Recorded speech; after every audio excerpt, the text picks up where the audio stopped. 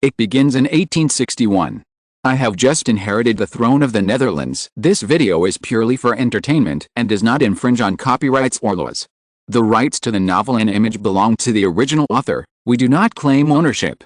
Don't like waiting and want to listen to this fanfic in full now? Subscribe to our Patreon, where you'll find the best fanfics. Chapter 751, Global Central Power. Netherlands, Melbourne, Privy Council, commonly known as the House of Lords. I have met with Mexican President Diaz and Spanish Queen Isabella II in succession this week, and I have gained a lot. As these networks unfold, the Netherlands seems to have returned to the era more than 10 years ago. William IV, I hope that the Netherlands will become a global hub country. In order to achieve this goal, the best starting point is to first make the more follower countries become the backbone countries among the global hub countries. The backbone countries are countries between strong and weak countries in the international order. They are more inclined to use soft power rather than hard power to solve international problems. They will strive to follow the Netherlands and establish and practice international norms on specific issues such as human rights and the environment. If we really want to compare, the Netherlands was a strong country among the backbone countries before 1871, when the Kingdom of the Netherlands moved its capital from Amsterdam to Melbourne. After 1871, the Netherlands officially stepped out of the European framework, stepped into the Indian Ocean and the Pacific Ocean, and after completely standing firm and extending its tentacles to South America, the Netherlands has become a global hub country. That is, it can completely stand shoulder to shoulder with the world's top powers. Everyone felt their blood boiling when they heard William IV's words. The Netherlands has only risen for 20 years. The people present were all over 35 years old. They could see and touch the Netherlands 20 years ago. So they naturally knew the earth-shaking changes that had taken place in the Netherlands. When William IV said this, they all recalled that they all knew that what William IV said was true. The Netherlands has really risen. Just look at the diplomatic feast in the Netherlands now. Last week, Mexican President Diaz, Queen Isabella II of Spain, and Ottoman Finance Minister Salad visited Melbourne one after another. The Grand Dukes of the Kingdom of Romania, the Kingdom of Bulgaria, and the Kingdom of Serbia are also planning to visit the Netherlands from the Balkan Peninsula this week. Chulalongkorn of the Kingdom of Siam is also visiting Jakarta, Java Island, and will soon visit Melbourne. At the same time, in order to get closer to the Netherlands, members of parliament from Denmark and Sweden will gradually visit the Netherlands together to participate in the exchange meeting of members of parliament formed by the three countries, trying to declare the friendly gesture of the three countries. In addition, Prime Minister Lyndon will return to Washington next August to give a speech at the U.S. Congress and meet with President Stephen Douglas and the Speaker of the Senate and the Speaker of the House of Representatives. Deputy Prime Minister Jules Starnatten will visit Europe in September and visit the Russian Empire, the German Empire, the Austro-Hungarian Empire, Italy and other countries. Foreign Minister Joseph Bite will leave Melbourne this week and go to South America to appease the allies who were frightened by the stationing of troops in Chile and further deepen the relationship between the Netherlands and these countries. All of the above will be the future or ongoing diplomatic actions of the Netherlands. William IV continued, in addition to interacting with big countries, the Netherlands also hopes to interact with those small and medium-sized backbone countries. William IV naturally knew that the Netherlands was a partner that these small and medium-sized countries wanted to make friends with. There are three reasons why other middle countries took a fancy to the Netherlands. First, although the Netherlands was located in the most modern and important geopolitical region in the West before the capital was moved, it had always implemented a very independent foreign policy that was not influenced by big countries. Europe is a stage for competition between Britain, France, Germany, Austria and Russia. Especially Western Europe is a competition between Britain, France and Germany. The Netherlands is in the middle and has been flexibly using its position to strive to become a respected existence in the region.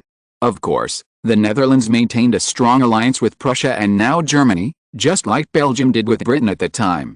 But it is very important to understand that successive Dutch governments have been committed to maintaining a foreign policy that is more inclined to independence than Belgium's dependence on Britain. This is also the reason why the Netherlands was able to play both sides and pursue its own interests. Belgium was tied to Britain, and eventually its territory was divided by the Netherlands, Germany and France. Of course, this is definitely not the best point in the end. The second point is that the Netherlands has the world's leading economic, technological and cultural strength. When Queen Isabella II of Spain visited Melbourne last week, she talked to me about Spain's desire to cooperate with the Netherlands in the fields of telegraph, telephone and even automobile and bicycle. William IV said disdainfully, "It's called cooperation, but everyone knows that this is just a nice way of saying it. It's just asking the Netherlands for technical support." Mexican President Diaz hopes that the Netherlands can seek help from the Netherlands in the field of bicycles, support Mexico in developing its own bicycle army, and support their telegraph development. If possible, he also hopes that the telephone can become a new development for them. These are the best means for us to grasp their technical direction. Recently, Denmark hopes that we can help them improve their weapons, so it has purchased large quantities of weapons produced in the Netherlands, becoming the country with the largest scale of purchases from the Netherlands in Europe. Compared to Spain, another top powerhouse, the Netherlands is more powerful because Spain does not have the same economic, military and technological strength as the Netherlands. Its relative independence and strength make the Netherlands an attractive partner. Third, the Netherlands is not a controversial country, which is also an important reason why other low, medium and high powers want to cooperate with the Netherlands. The Netherlands is a country with a strong democratic tradition and is open. Other countries are more or less closed, such as Britain and Germany, which are both very strong. France is fighting internally, and the United States is mixed with public opinion and unstable policies. Therefore, when meeting with the Netherlands, senior government officials of other countries do not have to worry about being accused of nationalism by their own people. Moreover, although the Netherlands is a military power, it does not really threaten to attack these countries.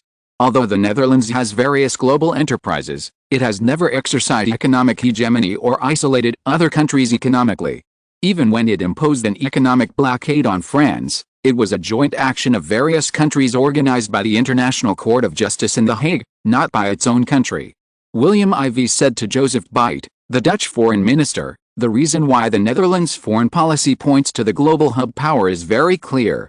In the network of allies in South America and other parts of the world, the Netherlands is obviously the beneficiary, so the Netherlands must maintain these allies as the core policy of diplomacy.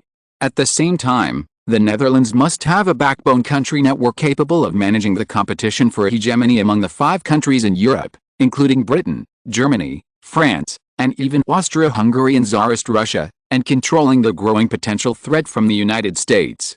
In this network, different partners will cooperate with the Netherlands in complementary ways, so the network compiled by the Netherlands is bound to be loose. South America has rich natural support and fertile soil, and intends to use Dutch capital to develop its economy and technology. America has a good economy and the market is important to the Netherlands, but it intends to buy Dutch weapons. Spain hopes to use Dutch technology and capital to develop its economy, but also hopes to have access to the Netherlands' top weapons technology. Germany hopes to cooperate with the Netherlands through strong trade, investment and strategic interactions. The Kingdom of Siam, the Kingdom of Greece, etc. have the idea of following the path of the Netherlands. William IV said to Prime Minister Linden, how to give full play to its various advantages, accept and flexibly respond to the interests and concerns of various potential partners. The Netherlands will gain huge benefits. The extensive capabilities enable the Netherlands to negotiate with various partners in a variety of ways. There are many ways to become a global hub country, and becoming a partner that other backbone countries want to cooperate with is one of the ways for the Netherlands to achieve this goal in the future. Chapter 752 Diaz is tortured on the cross. Kingdom of the Netherlands, Australian continent, Melbourne.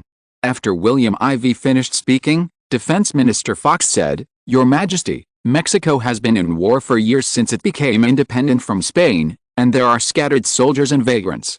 The bodyguards of the big estate owners and the bankrupt farmers often gather together to become thieves, rob houses, and disturb the local area.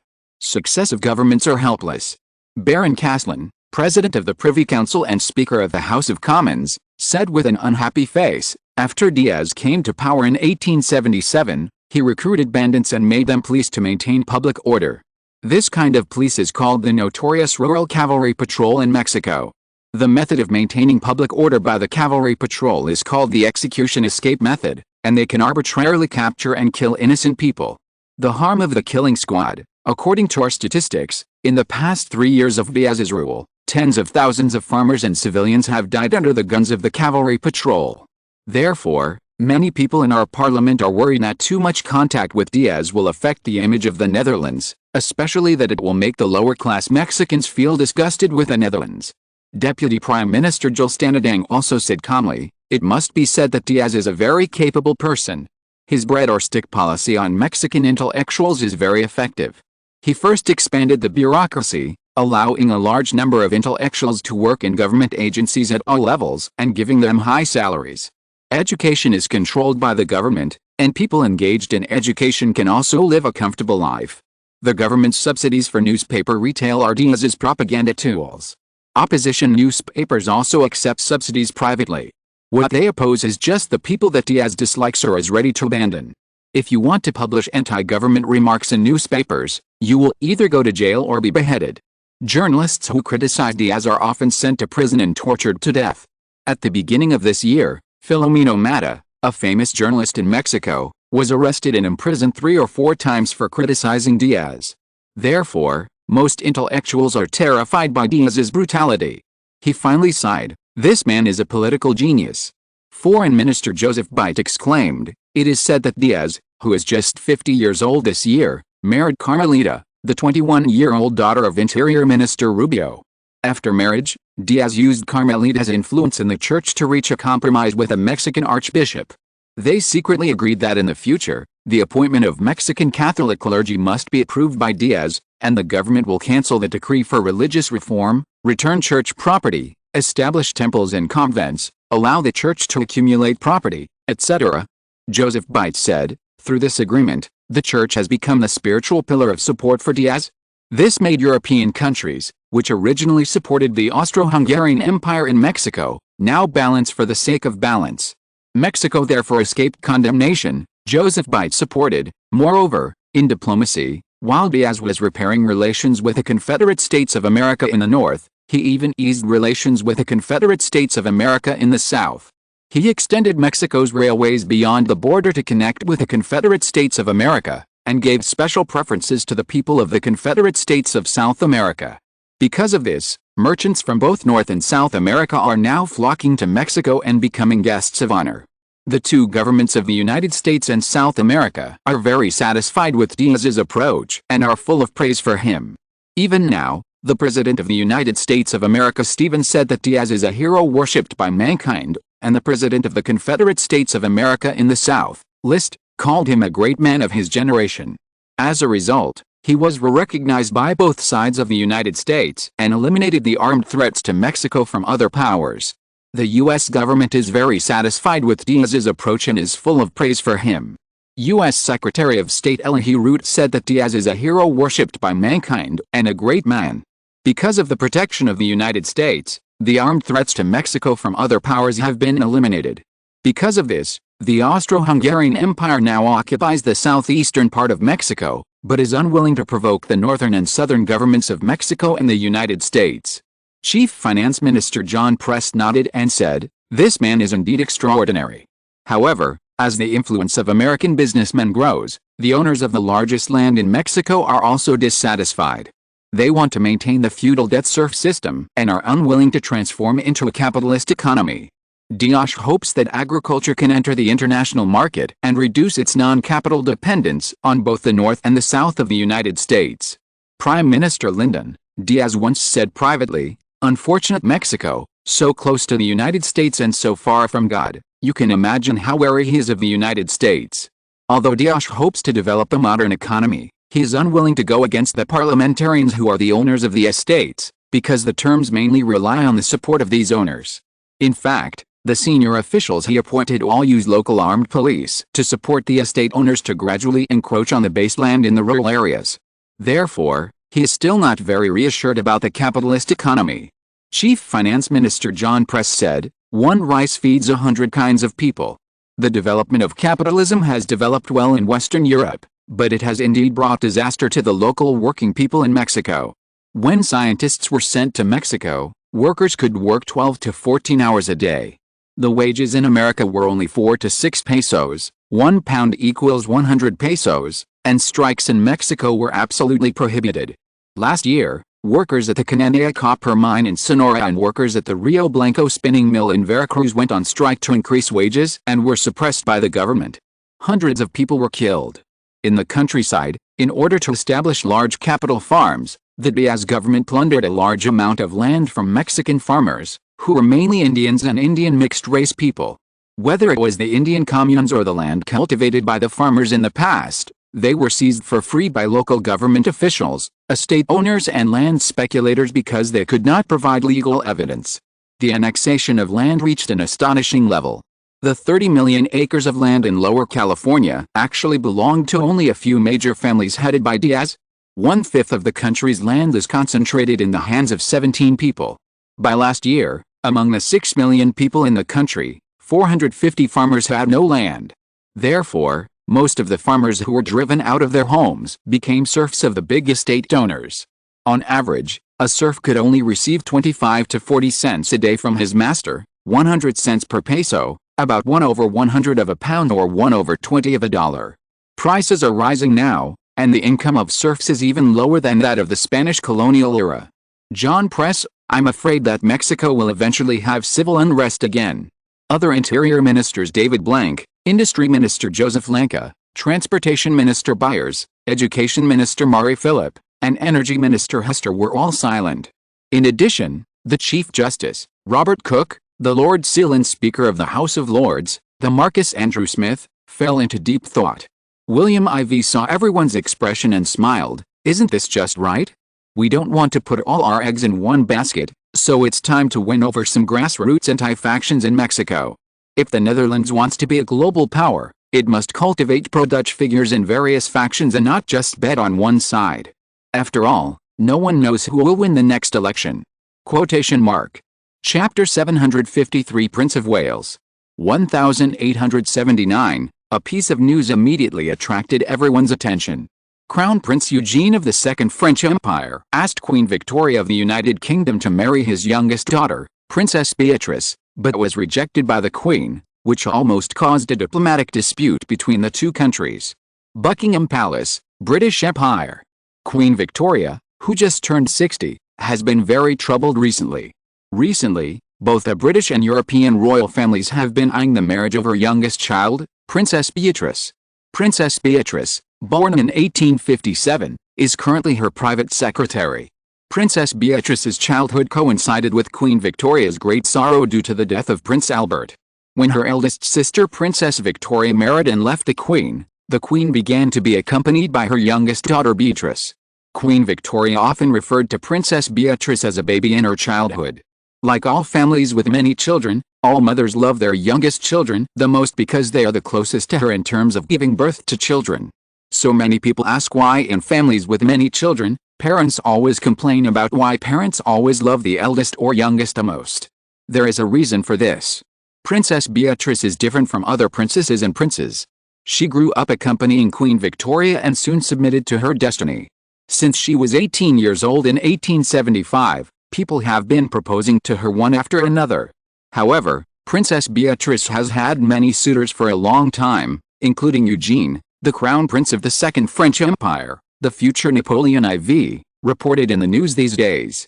The Second French Empire is now the best helper for Britain to fight against the Netherlands. Originally, the proximity of the two countries would allow Britain to have more room to maneuver and test the Netherlands. But Napoleon III, on behalf of his son Eugene, actually asked her to marry Beatrice, which made her very dissatisfied because she didn't want Beatrice turned up in this kind of marriage of interest. Of course, she refused, but what troubled her was that Beatrice had just refused, and she actually fell in love with Prince Henry of Battenberg while attending the wedding of Princess Victoria co-hosted by Louis Alexander Mountbatten and Hesse and Rhine. Oh my God, this child chose this time to fall in love, and let it be exposed. How can Napoleon III, who always cares about his reputation, put down his face? Queen Victoria couldn't help but put her hands on her forehead and fell into distress. Queen, the Prince of Wales wants to see you. Just as Queen Victoria was thinking, the captain of the guard reported. Let him in. Queen Victoria's distress not only disappeared, but increased. Since she rejected the French Dauphin Eugene, Edward, the Prince of Wales, as Beatrice's biological brother, actually suggested that Beatrice be betrothed to their widowed cousin-in-law, Grand Duke Ludwig IV of Hesse and Rhine. Prince Edward actually thought that Beatrice could replace her cousin as the mother of Ludwig's child and spend a lot of time in the Queen's care. He even went further yesterday and thought that this way, she would be able to supervise the growth of her grandchildren more easily, especially the young Crown Prince William of the German Empire, later William II, and his brother-in-law Crown Prince Frederick. Queen Victoria said to herself in distress, "It seems that Edward has fallen into political failure and cannot extricate himself." Time goes back to July 1, 1879. The Prince of Wales, later Edward VI, of the United Kingdom counterattacked by passing the Deceased Sister Marriage Act 1877 through the Palace of Westminster. At that time, British law prohibited Princess Beatrice from marrying her widowed brother-in-law. Prince Edward strongly advocated Beatrice's marriage to Ludwig. Although many British people supported this marriage and it was approved by the British House of Commons, it was opposed by the clergy of the British House of Lords at this time. In the end, unfortunately, it was not approved by the House of Lords. Although Queen Victoria felt sorry that her marriage to a rich man was not successful, she was still happy that her daughter could stay with her. However, she was too happy too early.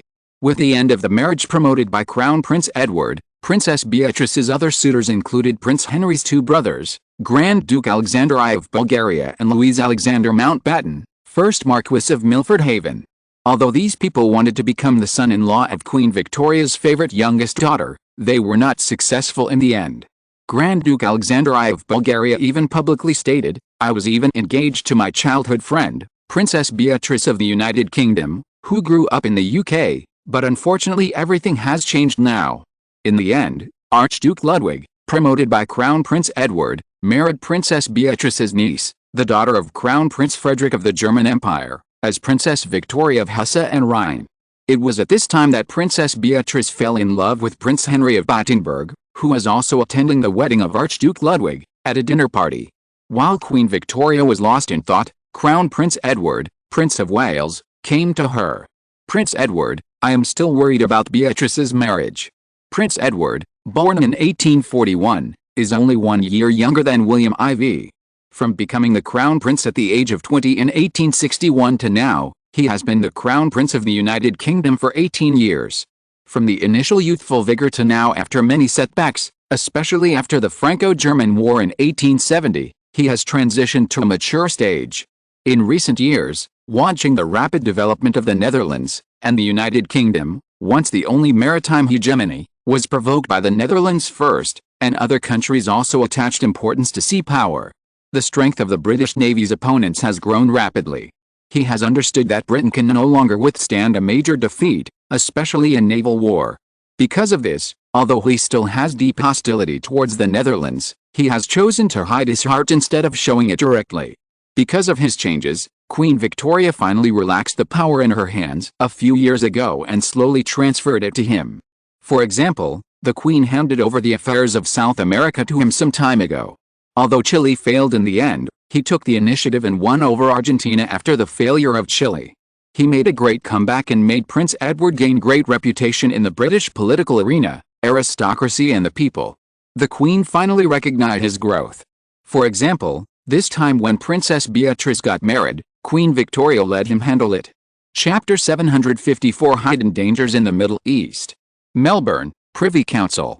Mexico's current situation is mainly to make friends with President Diaz, but we cannot give up contacting all parties in Mexico. Britain has done one thing well, that is, it always likes to make allies everywhere, but every time the allies are weak, it will stab them in the back and stand in the opposition of the allies, making the opposition become Britain's new allies. Continue to allow Britain to suck the blood of the allies' national strength for its own use. When William IV said this, he couldn't help but think of his life and his previous life. There were too many such cases around him. William IV had several uncles in his previous life, and several of them were the best at seeing who had money and power and would help them when there were disputes between brothers. When it came to the next generation of these uncles, that is, William IV's uncles and uncles also inherited this tradition, stepping on whoever lost power and praising the powerful. Anyway, William IV understood that this tradition of their family made them always invincible. In fact, isn't it the same in politics and economy? Knowing the future direction of the world, He is naturally willing to be a person who can please both sides and flatter the powerful and trample on the weak. To govern a country, isn't it the same way to gain greater benefits? At present, Diaz is very powerful in Mexico, and the Netherlands can only maximize its benefits by cooperating with him. If it cooperates with the opposition, it will be purely asking for trouble. The German Empire is currently rising the fastest and is unstoppable. William IV naturally knows that cooperating with them will benefit the Netherlands the most. On the contrary, Britain's peak originally began to decline after Queen Victoria passed away in 1901, but with the rise of Dutch maritime power, Britain was weakened, especially the South African War in 1864, which caused Britain to lose nearly 100,000 troops. The rising hegemony was abruptly blocked. Therefore, after the Franco-German War in 1870, after the Netherlands moved its capital to Melbourne, Australia, Britain's intimidation had no effect on the Netherlands. On the contrary, the Netherlands was like the deep sea, with a vast sky and a wide sea for birds to fly. Britain's containment has not played a big role, and on the contrary, the Netherlands has in turn shrunk Britain's maritime hegemony. In particular, after the Netherlands sought to dominate the Pacific Ocean in 1871, it competed with Britain for hegemony in the Indian Ocean in 1876. The dispute between the two countries in the Strait of Malacca became increasingly worse and clearer. The Netherlands' position in the southern Indian Ocean became more consolidated, while Britain's position in the northern Indian Ocean fell into the hands of the Netherlands as the Nicobar Islands, the southwestern outlet of the Strait of Malacca, fell into the hands of the Netherlands. William IV and others took advantage of the pressure from Britain and France on the Kingdom of Siam to make the Kingdom of Siam obediently transfer Phuket Island, northwest of the Strait of Malacca, to the Netherlands, which greatly increased the Netherlands' chances of taking over the jurisdiction of the western outlet of the Strait of Malacca. William IV said to the Minister of Defense Fox next to him, "Who is better between us and Britain in the Indian Ocean strategy?" Fox said seriously, "At present, Britain occupies the Andaman Islands, Ceylon, Sri Lanka, Maldives Islands, part of the territory of western Yemen in the Seychelles Islands, Sudan, Egypt, Bangladesh, Myanmar, Prince Edward Island, Southwest Indian Ocean, South Africa, etc. in the North Indian Ocean.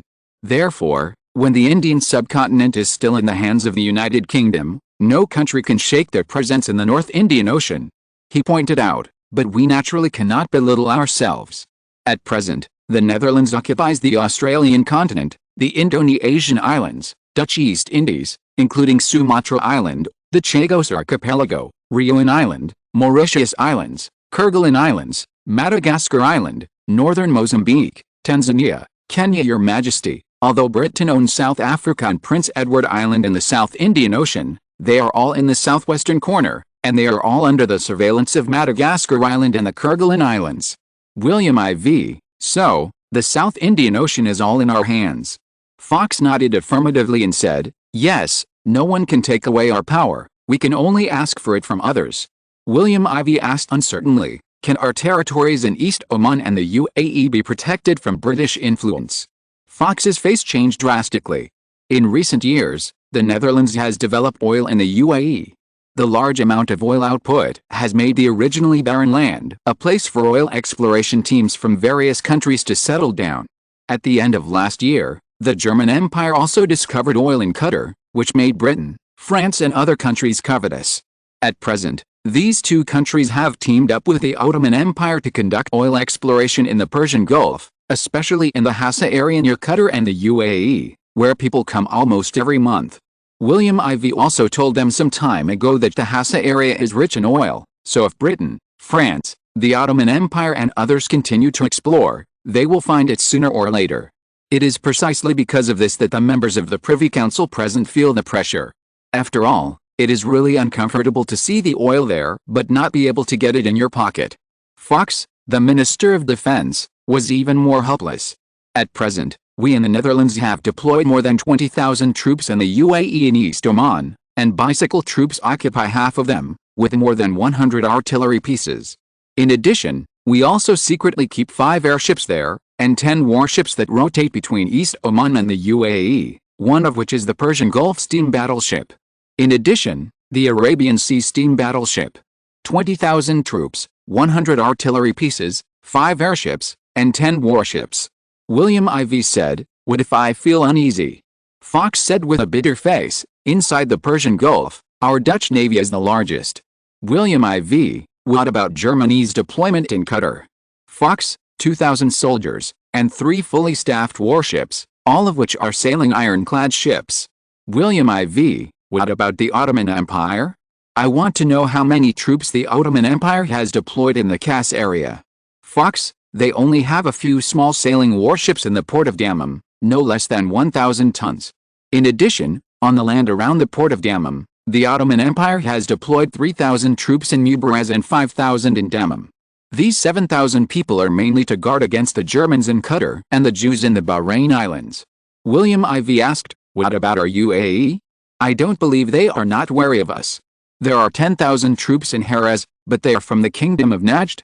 Because they are too close to Riyadh, they can defend against our attack on Riyadh, Fox replied. William IV walked to the side of the map and looked at it. After a long time, William IV said to Lyndon, it seems that Istanbul is still very confident in us. It didn't increase its defense in the southern part of the Persian Gulf. However, this is not a reason for us to give up seizing more oil fields. Hearing this, everyone's face changed drastically. Obviously, Your Majesty is the prelude to launching an attack on the Ottoman Empire?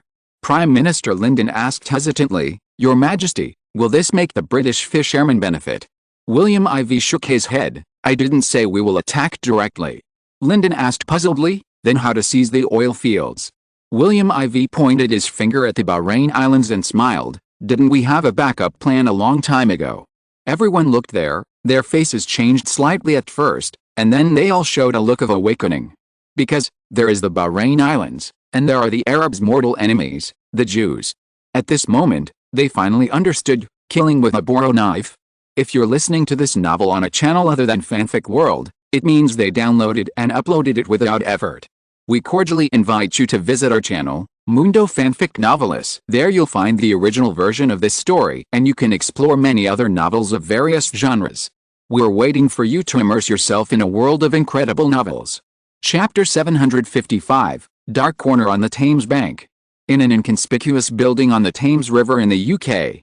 If you are not a person who knows the truth, you will never know that this 3-story building with less than 500 square meters is actually the intelligence center of the Dutch MI8 in the UK. The person in charge of the Dutch MI8 in the UK is Section Chief Lawrence. Lawrence sat in the main seat, looking gloomily at the dozen or so Dutch agents in the UK. Section Chief Lawrence, our actions have obviously aroused the vigilance of the British MI6. At present, in addition to the 6 guys who were killed in front of us, the British MI6 has recently been conducting a carpet search of us, said the team leader Os in a low voice. With the support of the British government, the MI6 directly conducted 2 ways to search the intelligence organizations of various countries in London. The current search scope is only the embassy personnel of various countries, but now it has expanded to capitalists and the bottom of society. Have you found out who issued the search order this time? Lawrence asked with cold eyes. Os said solemnly, the British military has intervened, the British government's Clayton cabinet also supports it, and it seems that the Prince of Wales is also involved. Lawrence sneered, Crown Prince Edward? It's really a monster. All the British high-level officials have come out.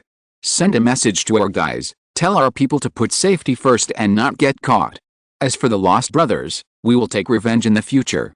I will definitely make those who caused our guys to lose their lives regret coming to this world. His feminine face was full of cold murderous intent. MI6 is a very special existence in the UK.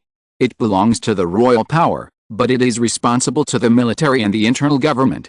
Even the British House of Lords and the House of Commons have the right to ask questions to the organization and request intelligence.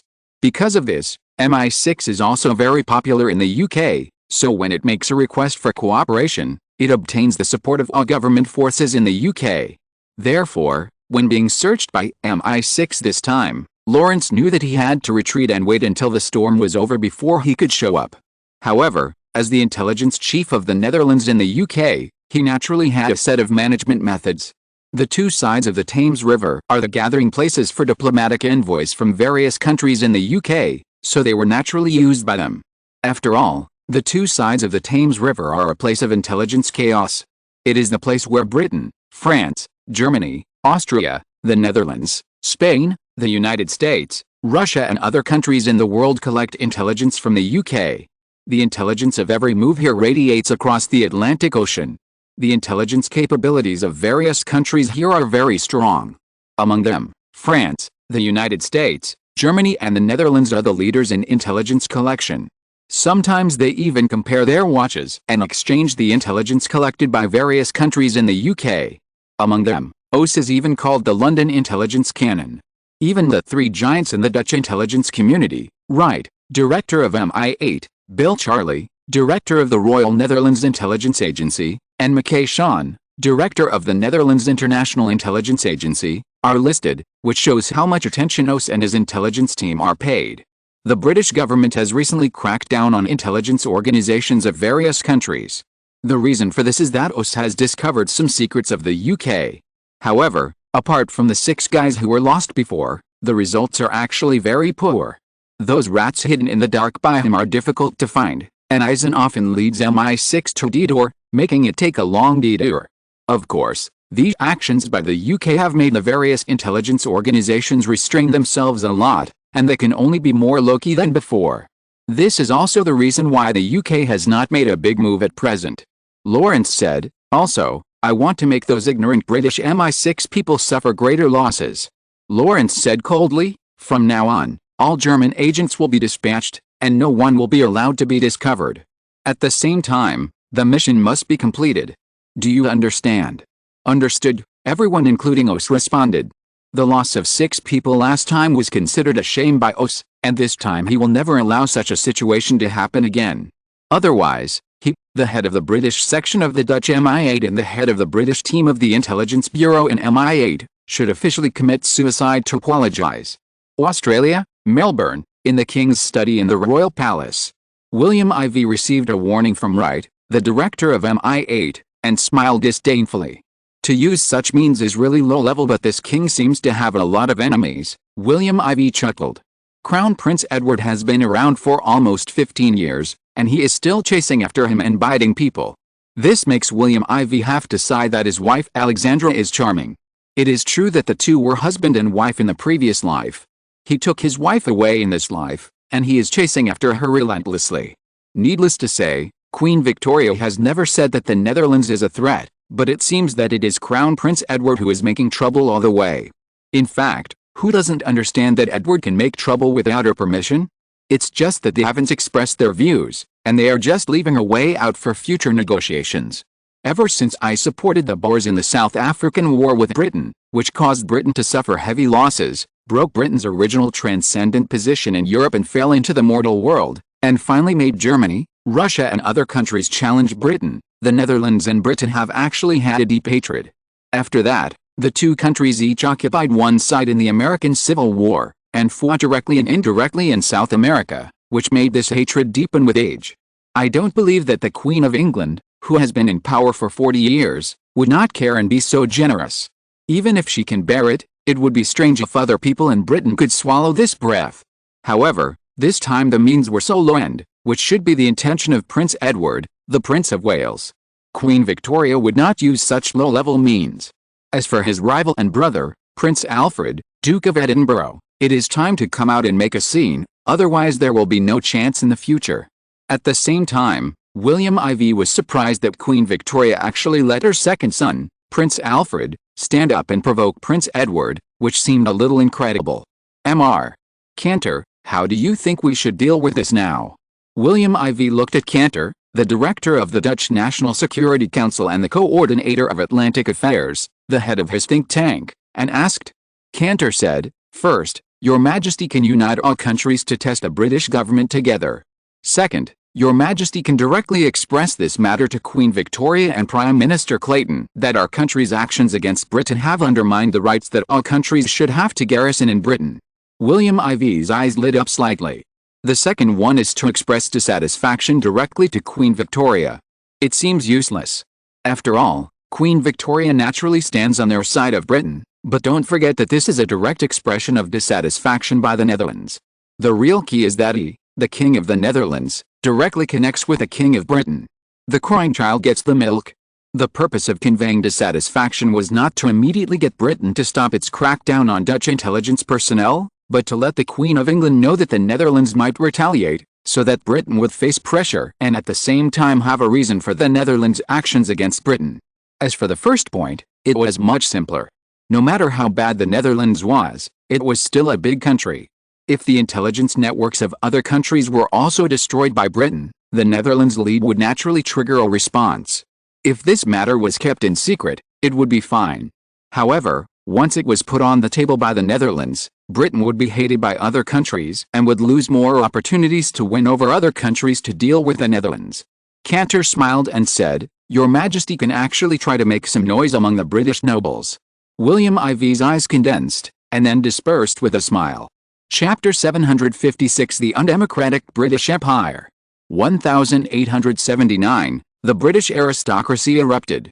In addition to dissatisfaction with the royal family, many British nobles expressed the hope that Princess Beatrice should marry a native of the British Isles, like Princess Alice, rather than a royal marriage on the European continent. William IV naturally knew the reason, but he was more curious about how Britain would solve it. The British aristocracy was more powerful than the Junker aristocracy of the German Empire. Therefore, as the British aristocracy banded together to put pressure on the royal family, the whole of Britain suddenly became the focus of all countries. From the origin of the aristocracy to the 19th century, now with the rise of the capitalist class, the British aristocracy has weakened many times. However, what surprised future generations is that it can get new social nutrition from the decline every time and show new vitality again. What is the secret of the British aristocracy's recovery and rise and decline? This is a huge subject even in the 21st century, which has attracted the attention and discussion of later scholars. William IV had seen relevant discussions in his previous life, and they all believe that the main reason was that the true meaning of the British aristocracy system to repeatedly rejuvenate its vitality was mutation. That is, to change in accordance with social changes, to actively or passively adapt to the economic and political changes of society with their own changes, and to create a new aristocratic system and culture. In 1485, the House of York and the House of Lancaster fought the last battle of the War of the Roses at Bosworth near Leicester. In the end, Henry II created a new dynasty in England after a long period of aristocratic fighting. In British history, the fate of the aristocracy is closely related to the royal power, but looking back, there has never been a dynasty of aristocrats that has undergone such a great change as the fate of the Tudor dynasty, with the rise of the British royal power and the change of social structure. In less than 120 years, the aristocracy and the royal power have lived in peace. Of course, the Tudor dynasty used the suppression of hostile aristocrats and the promotion of new aristocrats, which were the two complementary political hands of the Tudor dynasty monarchs. On July 28, 1879, the famous newspaper of the United States of America, the New York Times, directly pointed out the news of the struggle between the new and old aristocrats in Britain, which aroused the dissatisfaction of the British government, but it triggered more protests against the British government at the bottom of British society. The newspaper pointed out that the old and new nobles in Britain frequently fought with each other. The Tories represented the great nobles, while the Whigs represented the new nobles. After the merger of Ireland into the United Kingdom in 1800, the number of members of the House of Commons increased by 100 to 658, but the control of the nobles in the House of Lords over the members of the House of Commons increased at the same time. According to the estimation of John, a Tory politician in 1877, 270 of the 658 members of Parliament were still controlled by the big landowner James, of which 203 were controlled by the Tories, and the other 8 great nobles controlled the remaining 57 seats. In addition, statistics have always shown that in the 1875 Parliament, one point that cannot be ignored is that the British House of Commons has a solemn aristocratic factor, and many of its members come from aristocratic families or are close relatives of aristocrats. This newspaper directly pointed out that in 1860, 10% of the members of the House of Commons were sons of nobles in England, Scotland and Ireland, and this ratio has been steadily increasing every year since then. In the House of Commons in 1870, there were only 113 sons of lords and Irish nobles, 45 grandsons of nobles, 33 sons-in-law, 22 nephews, 14 brothers and brothers-in-law, a total of 227. As if not stopping at nothing, the newspaper directly reported that among the 558 members of Parliament in 1875, there were 107 sons of lords and Irish nobles, 84 baronet, 16 sons of baronet, 18 grandsons of baronet, 11 sons-in-law of baronet, and if the grandsons, nephews and nephews of nobles at all levels are included, the total number accounts for more than half of the members of the British House of Commons. The New York Times sarcastically said, due to the control of parliamentary elections by British aristocratic families, the British House of Commons is, to a certain extent, hereditary. Many members are descendants of former members. For example, in the House of Commons in 1870, the fathers of 234 members were former members of the House. By 1875, the number increased to 294, more than 50%. Another 29 members were grandchildren of former members. The two types of members accounted for 58% of the total number of members of the House of Commons. If the brothers and in-laws of the House of Commons are taken into account, it will be found that 2/3 of the members are included in the complex blood relationship network. With the exposure of the New York Times, many newspapers around the world followed suit. However, newspapers in the UK, such as the London Times, the Times, and the Financial Times, which are relatively famous newspapers in the world, suddenly fell silent. But they could not remain silent for much longer. On August 1, 1879, the Dutch-Australian Times revealed that by the end of July 1879, there were still 217 children of nobles in the new parliament, and there were 444 members who fully or partially represented the interests of landowners. The Australian Times also revealed that among all the 815 members who entered the House of Commons in 1875, there were 8 Irish nobles, 172 sons of nobles, 27 grandsons and great-grandsons of nobles, 82 baronet, 53 sons, grandsons and great-grandsons of baronet, a total of 342 people, accounting for 42% of the total number of members. In addition, 100 members had marriage or blood relations with fifth-level nobles and baronet.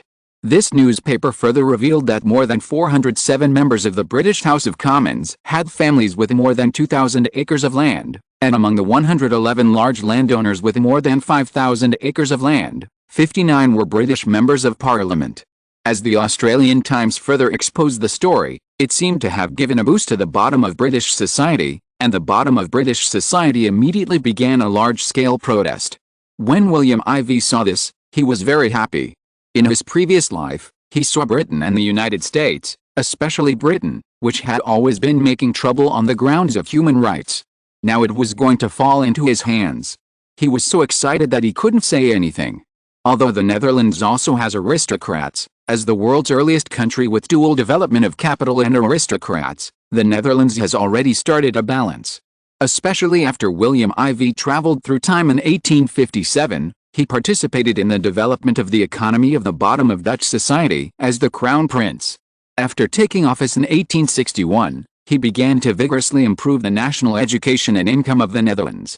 Now 18 years have passed. A whole generation of time has made the Netherlands a single per capita income of 2-3 with Britain, which means that the Dutch earn half more than the British. Moreover, the gap between the rich and the poor in the UK is much higher than that in the Netherlands, and the Gini data cannot be compared. Therefore, the ratio of white people in the UK to white people in the Netherlands is 3-2, but the total economic volume is equal. Therefore, the real living conditions of the two countries are very different. Therefore, only William IV knows where this fire started by the New York Times will go. Who told Edward to kill my 6 MI8 agents? Since Her Majesty the Queen wants to watch the show, don't blame me. My agents can continue to work in the chaos. Chapter 757, Disaster in Europe. Berlin, German Empire. The British aristocracy has long controlled the House of Commons, which is closely related to the parliamentary election system of that period. At the beginning of the 18th century, the population of England and Wales was nearly 6 million. By the 1920s, 19th century, it doubled to more than 12 million. The number of voters has always fluctuated between 250,000 and 400,000. The distribution of voters is extremely unreasonable. New industrial cities such as Manchester, Liverpool, Birmingham, Leeds, Glasgow, and Sheffield are not electoral areas.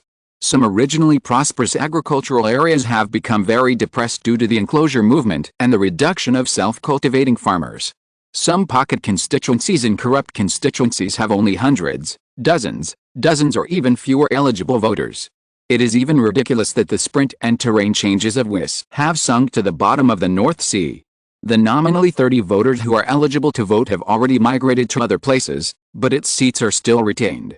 The old Ceylon constituency has become a desolate mountain area with only a few old houses and 7 voters, but it still sent 2 members to the House of Commons.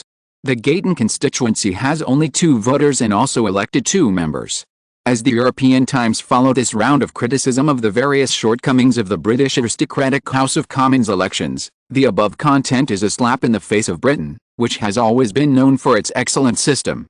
And these real examples have been dug out one by one, making it even more difficult to reconcile the relationship between the British aristocracy and the lower classes.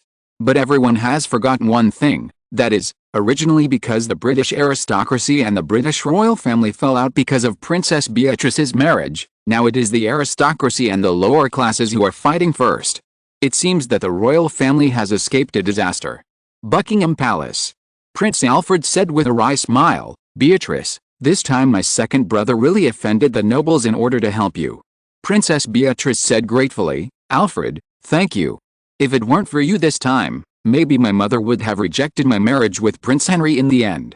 After that, she secretly looked at Queen Victoria next to her. At the same time, she was dissatisfied with her eldest brother, Prince Edward. After she got into this trouble, this eldest brother didn't dare to offend the nobles, so he chose to ignore it. Instead, the second brother, Prince Alfred, stepped forward. After the New York Times broke the news, he took the opportunity to cast a wide net and added fuel to the fire. In the end, it got bigger and bigger, making the nobles in the House of Commons unable to take care of him, which made the royal family relieved. Crown Prince Edward snorted, and then said, "It's good to divert attention, but the price is a bit high, Alfred. Britain and the Netherlands are now competing in South America, but you are magnifying the contradictions between our new and old nobles, which is not conducive to internal unity to deal with the Netherlands." Prince Alfred naturally did not give Crown Prince Edward a good face, and said, "If you don't care about the happiness of your own sister, how can you maintain the interests of the royal family? Or do you think that the royal family should transfer the power to choose marriage partners for the sake of the country?" He said angrily, "If this is the case, then it can only be said that the power of our domestic nobles has seriously affected the royal power, and the royal family should warn them. Instead, this time we use Beatrice's marriage to test the loyalty of these nobles to our royal family. Isn't that very valuable?" Crown Prince Edward was speechless when he heard this. It's true that what Alfred said makes some sense. But the more he thought about it, the more his heart sank. Sure enough, when he looked at Queen Victoria, she showed relief on her face, which made him jealous. His brother, the biggest competitor for the throne, was still so annoying. He looked at Princess Beatrice and immediately had an idea. He said to Queen Victoria, "Prince Henry, whom Beatrice likes, and Ludwig are father and son. I wanted to marry Ludwig before, but she likes Prince Henry. This kind of relationship is likely to cause opposition from the church. Mother, I am afraid that even if our British royal family and the royal family of the Duchy of Battenberg do not object, our Anglican Church and Lutheran Church will block this marriage." After Prince Edward finished speaking, even Alfred was silent this time. Although the Anglican Church is loyal to the royal family, it will never give in on religious fundamentals. Lutheranism is powerful and has a wide range of beliefs in Sweden, Denmark, the Netherlands and the German Empire in Northern and Central Europe, so if one move is made, the whole body will be affected. If Beatrice's marriage causes a huge wave of religious issues, it will definitely be a loss for the interests of the British royal family. Crown Prince Edward, now that our nobles are making trouble, we can still deal with it, but if it escalates, then who knows what the final result will be. "Okay," said Queen Victoria, "no one wants this. Listen to me, now there is trouble among the nobles, although Alfred has some actions, but he is also for the good of your sister. Royal family members should not be emotionally cold, but should find ways to solve the problem." She said to Crown Prince Edward, "As the Crown Prince, you should protect all members of the royal family, not the other way around. Tell me, what methods are you going to use to support Alfred's diversion of attention? For example, how to quell the conflict between the new and old nobles as soon as possible." Crown Prince Edward's face changed slightly, but he soon showed a confident look and said, "Mother, since Alfred has already used the diversion, then why don't we continue to use this strategy?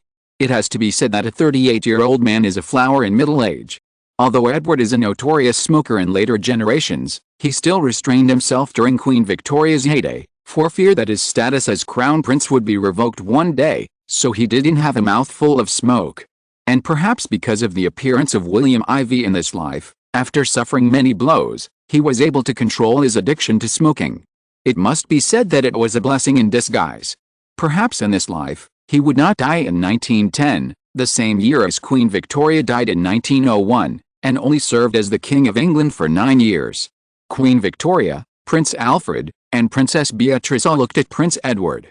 The latter shrugged and said, "Since newspapers in various countries are reporting the distribution ratio of our House of Commons members, and all countries are watching the show, then why don't we publish the distribution ratio of other countries as well, so that this fire can spread to other countries and balance the hearts of our nobles?" Chapter 758 Alexander II nearly died. 8:30 a.m. on August 3, 1879. Denmark, Copenhagen, Danish Prime Minister's office. The current Danish Prime Minister Scavenus frowned and looked at his predecessor Christian. Both of them were key founding members of the National Land Party. Christian was the party leader and the Speaker of the Danish Parliament. Christian said, "Now the Conservatives are attacking us in public opinion, saying that we have taken advantage of your Majesty's support over the years to provide convenience for the new nobles, and we have actually promoted a large number of new nobles into government departments." They also slandered our National Land Party for suppressing the conservative old noble forces. This seems to have stirred up a hornet's nest. Those old nobles in Copenhagen are frantically guarding against us. Although we control the cabinet government, we can't move an inch in the House of Lords. After all, they control more than 60% of the seats in the House of Lords. Scavenus said dissatisfiedly, "It's all because of the fight between the new nobles and the old nobles in the UK this time. It created such a big spark that burned to the European continent." Christian nodded and said, "Blame the Netherlands if you want to blame someone. If it weren't for their support, how could those newspapers put all these things under the table on the table?" Compared with the UK, Denmark's parliamentary elections lack democracy and representativeness.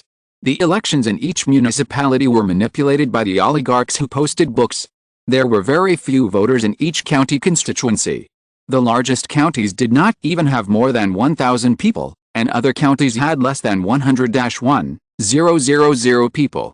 Denmark was already good enough. To be honest, in the Eastern German Empire, there were even fewer voters in the constituency. It was not because there were fewer people, but because there were even fewer people who had the right to vote. Only big capital and nobles could grab the ballots. And ordinary people could only leave it to fate and watch the results. Sweden was not much better. In the past, in Europe, only France could be compared with Britain in terms of electoral system, and later the United States and the Netherlands were added. When the two thought of this, they could not help but show their anger. The New York Times in the United States naturally did not spread this fire to the United States. After all, the electoral system there is one of the most perfect countries, and it is a federal system. Although there are capital oligarchs, there are no nobles. You can just sit back and watch the show. France is divided into the Second French Empire and the Third French Republic in the north. The south is naturally safe and sound, but the Second French Empire under Napoleon III in the north is a bit precarious. After all, they are just south of the English Channel. However, in order to compete with the Third French Republic in the south for talents, the north has also carried out a lot of reforms in recent years, but it is not comparable to other European countries. What both of them are most dissatisfied with is the Netherlands. Originally, the status of the Netherlands and Denmark was similar, but after a series of reforms that began 20 years ago, the national strength and system of the two countries have become increasingly far apart. Until now, the Netherlands has leapt into a great power, while Denmark is still struggling among medium-sized countries, which is amazing. This is also the reason why Denmark and Sweden began to win over Spain to balance the influence of the Netherlands in 1870. Suddenly, the phone rang. Did the telephone appear in Melbourne in 1877, a few years earlier than history? Prime Minister Scavenus picked up the old simple phone and asked gentlemanly, "Hello?" Christian suddenly saw Scavenus's face change drastically, and he couldn't help but jump in his heart, and a bad feeling rose. After Scavenus hung up the phone, he hurriedly asked, "Did something big happen?" Scavenus nodded and said angrily, "Those dogs in the UK?" Christian asked puzzledly. "Britain." Scavenus said angrily, Now newspapers all over the UK are reporting on the distribution of nobles in Denmark and Sweden, and the strength structure of each party is also enlarged in the newspaper in a clear and visible picture mode. Now, not only in Stockholm, but also in Copenhagen, many people have responded to the lower classes of society in the UK and started to march in the streets. In order to oppose the rule of the Danish Conservative Party and our National Land Party, they even set up a new political party headed by bourgeois capital and including the lower classes of society, the Danish Power Party, in the propaganda department of the Royal Gate. The slogan is to break our two-party monopoly and demand that Denmark should learn from the Netherlands to implement a coalition cabinet government system. When the call came just now, the number of members of this new party has reached 9,200. Christian took a breath of cold air when he heard this. You know, at present, their National Land Party has only 80,000 members, and the opposition Conservative Party has only 65,000 members. However, this new party, the Danish Power Party, has nearly 10,000 members just after its establishment. Given time, it will definitely threaten the two parties now. As the leader of the National Land Party, he knows that the Danish political arena is really going to change this time. On August 5, 1879, not long after the Dutch and American newspapers attacked the British New and Old aristocrats for holding seats in the House of Commons, the British London Times, Financial Times, Times and other influential British newspapers began to attack the internal power structures of European countries in turn. This wave of attacks caught the European countries that originally laughed at Britain off guard, and they were all hit. So far, the internal forces of each country have been unwilling to be lonely and competed to carry out internal attacks. Denmark, Sweden, Portugal, and Spain were the most violent. Although the German Empire was suppressed by William I and Bismarck, dissatisfaction also occurred in various places, especially in the former Kingdom of Hanover, Kingdom of Bavaria and Kingdom of Saxony, Duchy of Baden, Duchy of Battenberg, etc., which were annexed by Prussia. The old nobles showed their strength in this incident and made demands for power to the top leaders of various countries. Even Alexander II, the 59-year-old Russian Empire, was dizzy because of this. It is said that on August 7, 1879, Alexander II was attacked by a bomb on his way back to the Winter Palace after the military parade in St. Petersburg. If it were not for immediate treatment, his life would be in danger, but a toe on his right foot was blown off. The entire Russian Empire strengthened its internal military operations. It is said that at least 1,000 people in the Russian Empire died related to this incident before it was quelled. However, in other places, as the news spread, the royal family members of various countries were in danger, and the number of security personnel around them more than doubled. Melbourne, Australia. Dutch Prime Minister Theo van Linden, I didn't expect that Britain's tactic of using the opponent's strength to defeat him was really amazing. The whole European continent was messed up by it. William IV laughed, isn't this good? Britain has become the bad guy that we wanted to be, and it has only caused hatred. Look at the Russian Empire now, almost everyone is going crazy when they hear the word Britain. Theo van Linden laughed when he heard this. Theo van Linden asked, Your Majesty, what should we do now? William IV, heroes emerge in troubled times. We should not only watch, but also take sides and try our best to seize the greatest benefits. Theo van Linden. William IV, what the Netherlands lacks most at this time is European capital, technology and talents. Be careful to guard against America and try to prevent them from intercepting our fruits.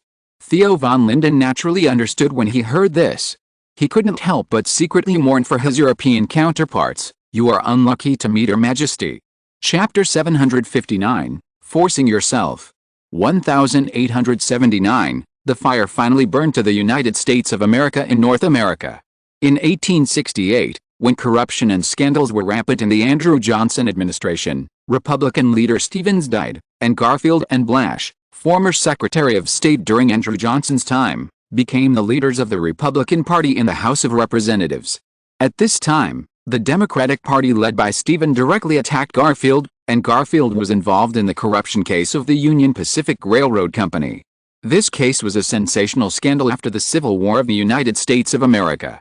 However, Garfield himself did not have any major problems, but only had minor responsibilities, so it did not affect his activities as a member of Congress. Blash entered the Senate in 1876, and Garfield became the leader of the minority party in the House of Representatives. In November of the same year, Garfield helped Hayes run for president, and as a representative of the Republican Party, he participated in the election committee established to resolve the 1876 election dispute. Now the fire is burning towards the Republican Party where Garfield belongs. Earlier this month, when the Democratic Party led the New York City candidate Grover Cleveland, former mayor of Buffalo, the U.S. President Stephen Douglas directly held a press conference to sum up the black gin and win back justice, implying that the Republican candidate Garfield had a black gin background and a history of corruption. However, the opposition Republican Party refuted that the Democratic Party is now black Deo plus capital ruling the country.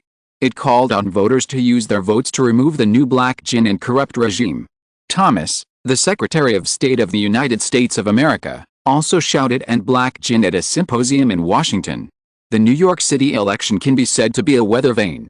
If the Democratic Party fails in this election, there may be a chain reaction, and the subsequent state elections and general elections may cause multiple domino effects. So the Democratic Party has also made some hard work this time, and Stephen and Thomas will naturally not let go of the dispute between the new and old nobles in Europe. However, the Republicans were not to be outdone, questioning that the American version of the black gin incident could actually be traced back to the Democratic Party's involvement in the black gin incident during the competition with the Federal Party in the early 19th century. The Republicans even directly pointed out that in San Francisco, California, 60 people were implicated last month alone, and 3 of them committed suicide by swallowing guns. These money laundering and fraud were only the downstream, and the political and business relations in the upstream were the manifestation of the Democratic Party's new black gin regime. Moreover, Garfield and Bleich directly pointed out that there have been a lot of gunfire in the East Coast and the West Coast recently. On the streets of New York State last month, someone was shot 78 times in a row. The gangsters acted arrogantly and did not take the police seriously. These should be the responsibility of the Democratic Stephen government. Republican New York City Councilman Giuliani followed up with a revelation in the New York Post and provided photos, among which Stephen's confidants were among them. In July, the Democratic Party's Secretary John and Secretary of the Interior Warren and others dined at a private kitchen in a hotel that was involved in the underworld. He questioned whether the expensive meal was paid for by the elite underground remittances to the hotel. He also questioned whether the police had conducted an investigation into this matter, and whether these Democratic Party officials should frankly disclose all the funding processes and channels. By this, 5 years ago, Democratic New York City Councilman Roberts served as the local police detective chief and went to hotel dinner with the local underworld boss Morrison. It was rumored that many of the female waiters who accompanied them were also leaked, and this hotel was officially involved in the underground money circulation. These cases all involve money laundering, and they are all important members of the Democratic Party. The Republican Party accused these people of being the general association of the religious group supporters of Grover Cleveland, the Democratic candidate for mayor of New York City. These people were often seen in Grover Cleveland's campaign activities. If Grover Cleveland was elected mayor of New York City, would these people become middlemen, making New York City, the largest and most developed international metropolis in the United States, the headquarters of darkness, and even the people behind the scenes become underground mayors? The Republican Party's convincing accusations immediately made everyone look at the Democratic Party government with tinted eyes. President Stephen Douglas and Secretary of State Thomas immediately became the targets of many people's accusations. Although the latter was only the Secretary of State in charge of foreign affairs, he was also accused of the risk of underground money flowing overseas through diplomatic channels. So, the quarrels in Europe also took place in Washington, and America, which was originally least thought to be involved, also fell. Melbourne. Britain will not let America be alone, so naturally it will not let Washington have an easy time. Now Stephen and Garfield are caught in a quarrel, which is what all parties want to see. So, next, the quietest one may be us. Cantor, Director of the National Security Council of the Netherlands and Coordinator of Atlantic Affairs, looked at William Ivy with some concern. William Ivy showed his white teeth and said confidently, "The Netherlands has already built a copper wall and iron wall. No matter what, just do it when you come." Cantor: "Don't forget, I wanted to establish a three-party system to check and balance each other. This is more stable than the previous two-party system, and the royal power is no longer loose." William Ivy sneered, "Others think I am afraid that the Christian Party, the Liberal Party and the Socialist Party will make trouble. which will have destructive consequences on the unity of the Netherlands, but how can they know that I actually hope to see them make trouble, so that the royal family will be more important? Cantor naturally would not refute this, because these are indeed the case. His Majesty William IV has changed the previous struggle for power between the royal family and the political parties into a situation where the royal family stays out of the fight and sits on the mountain to watch the tigers fight. This is very important for the royal family to consolidate its power. Cantor, the three parties are attacking each other because they are hitting their weaknesses in recent years. The royal family can choose the approach that is beneficial to them and make a final blow. The rest can be left to them to hurt each other. This is really wonderful. You are worthy of being my favorite think tank captain, William IV praised. Every 4 years, the general election allows the three parties to attack their opponents in every detail and in the weakest places, and the local elections every 2 years can make another final blow. In this way, the Dutch political arena will become more and more clear, and the people will make more stringent demands on their governance. Over time, the efficiency and popularity of the Dutch government have improved, and this is the result I hope to see. Cantor nodded and said, Your Majesty is now starting with Britain, trying to break the monopoly of aristocratic forces that cover up traditions, and force the Netherlands to reform itself. This will be of great benefit to us. William IV, in short, it's time for the Dutch political arena to suffer a blow from society. Well, don't forget, talents from various countries are our goal. Cantor nodded in response. Chapter 760, Principles of Physiological Psychology, Berlin's Rage. 1879, is a memorable day for future generations, because it is the day when modern psychology was established. William Wundt, who was born in the Duchy of Baden but immigrated to Sydney, the Dutch-Australian continent after Prussia occupied the Duchy of Baden in 1867, officially established the discipline of modern psychology at the University of Sydney on this day.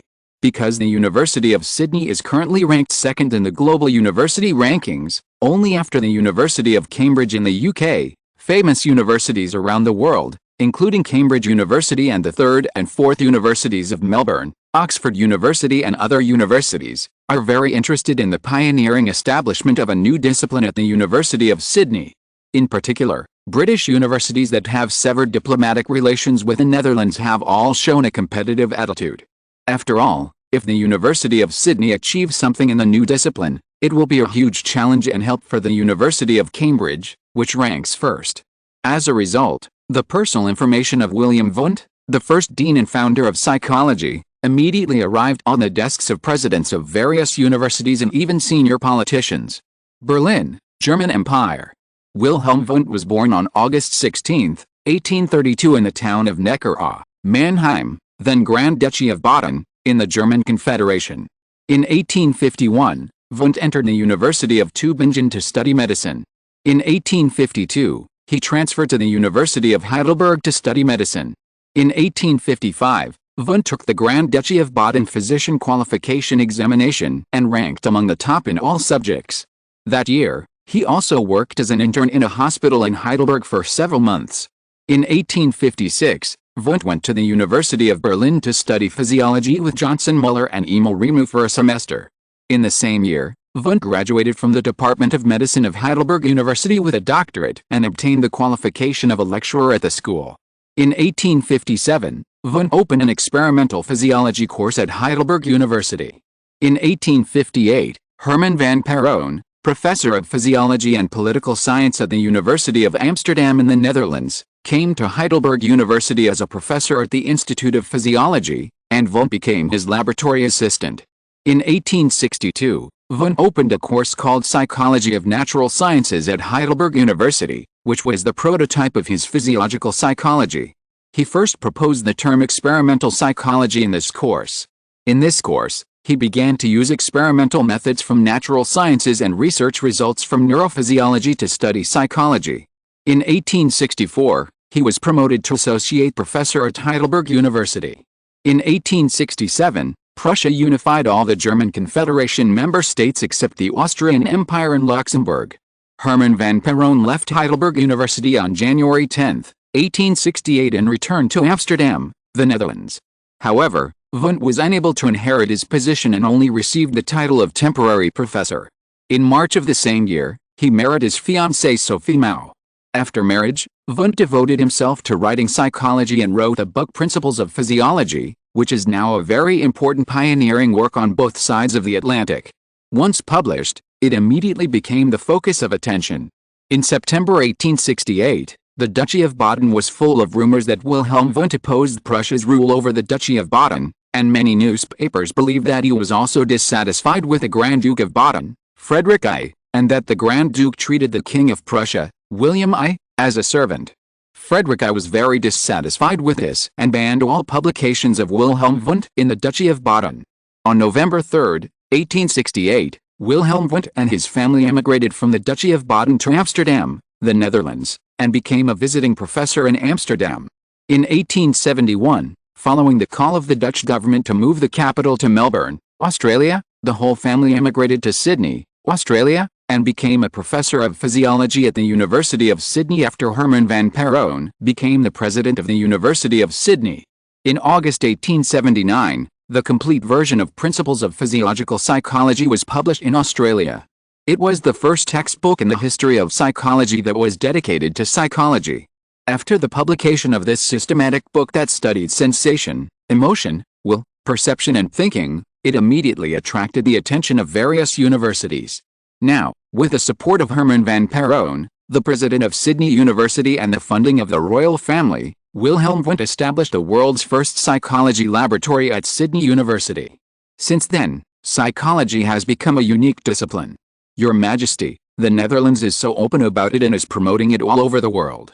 They are despicable, Bismarck, the Prime Minister of the German Empire, said angrily. The Netherlands has been recruiting talents from all over the world for its own use in recent years. It has reached a crazy point. If it is not stopped, it will pose a long-term threat to us. Therefore, it must be stopped. At this point, Bismarck looked at Grand Duke Frederick I of the Duchy of Baden coldly and said, "Your Excellency the Grand Duke, do you know about the population that migrated from the Duchy of Baden to the Netherlands in recent years?"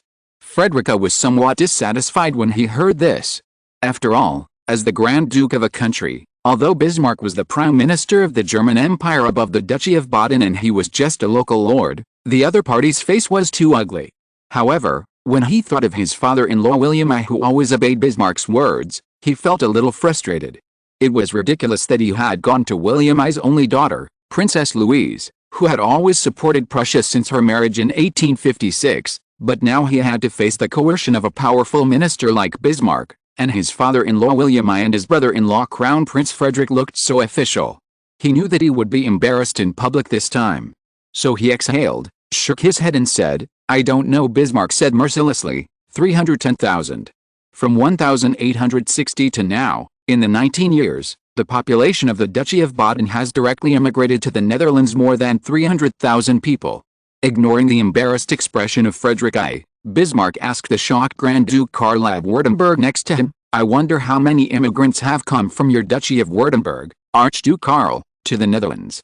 Karl I looked at William I in embarrassment, then looked at Frederick I, who had just been scolded with complicated eyes, and said with a wry smile, 495,730 people.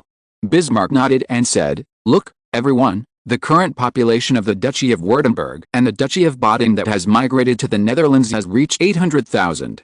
This is 800,000 people. If these 800,000 people had not left the German Empire, then how much economic income could we increase, and how many more troops could we add to increase the national strength?" Bismarck's words were so loud that you could hear a pin drop before he finished a sentence. The whole meeting was extremely quiet. Chapter 761, Ernst II, who was in CAO's camp but his heart was with Han. German Emperor William I, Prime Minister Bismarck, Crown Prince Frederick, Chief of General Staff Moltke, Minister of War and Government von Roon, Crown Prince William, and the rest were the Grand Dukes of the various principalities that joined the German Empire. Bismarck continued mercilessly, "The population of the Netherlands was only 5 million in 1860. After that, they tried their best to pull back the overseas Dutch people. The population reached 11 million in 1870, 10 years later, and there were 2 million white people from other European countries. Now, 9 years later, the white population of the Netherlands has soared to 24 million, of which 15.5 million are of Dutch descent, and the remaining 8.5 million are immigrants from Europe and the United States. This is all thanks to all of you here. Since 1860, when records of migration to the Netherlands began, 123,000 people migrated from the Duchy of Saxe-Weimar to the Netherlands, 39,700 from the Duchy of Eisenach, 15,800 from the Duchy of Mecklenburg-Schwerin, 9,000 from the Duchy of Mecklenburg-Strelitz, 12,000 from the Duchy of Oldenburg, 8,790 from the Duchy of Brunswick, and 23,100 from the Duchy of Saxe-Meiningen. The Duchy of Saxe-Altenburg has 13,050 people. The Duchy of Saxe-Coburg and Gotha has 21,110 people. The Duchy of Anhalt has 19,140 people. The Duchy of Schwarzburg-Rudolstadt has 11,021 people. The Duchy of Schwarzburg-Sandhausen has 15,231 people. The Duchy of Waldeck has 21,005 people. The Duchy of Reuss-Gretz has 42,350 people. The Duchy of Reuss-Schlietz Gera has 66,050 people. The Duchy of Schaumburg-Lippe has 27,900 people. The Duchy of Lippe has 16,901 people. The Duchy of Bremen has 14,500 people. The Duchy of Hamburg has 26,800 people. And the Duchy of Hesse has 32,600 people. As Bismarck mentioned the name of a country every year, the number was like a hard slap in the face of each Grand Duke. Bismarck looked at everyone's faces unhappily and said, in less than 20 years, the population of other duchies that migrated to the Netherlands exceeded 559,048 people, plus the 805,730 people from the Duchy of Baden and the Duchy of Württemberg, a total of 1,364,778 people. This accounts for 20% of the 8.5 million people outside the Dutch. I think William IV is absolutely grateful to everyone present for their contribution to the construction of the Kingdom of the Netherlands. 1,364,778 people. This data made the Grand Dukes of the major duchies lower their noble heads. Many people even trembled in their hands or feet. It was not because of the huge shock brought by this data, but because of the meaning behind this data. Karl I and Frederick I looked at each other, and both showed fear. Even the Grand Duke Ernst II of the Duchy of Saxe-Coburg-Gotha, who always dared to challenge the ruling power of William I or Bismarck, changed his face at this moment. Ernst August Karl Johann Leopold Alexander Edward, if you know European surnames, you will definitely know that this is a person of inestimable value. Ernst II was born on June 21, 1818. He was the eldest son of Ernst I, Duke of Saxe-Coburg and Gotha, and his first wife, Princess Louise. His younger brother was Prince Albert, the husband of the current Queen Victoria of the British Empire, and Queen Victoria was the daughter of their aunt, that is, their cousin. In 1830, the revolution took place in the Principality of Belgium and the Kingdom of the Netherlands. The British and French fought against each other.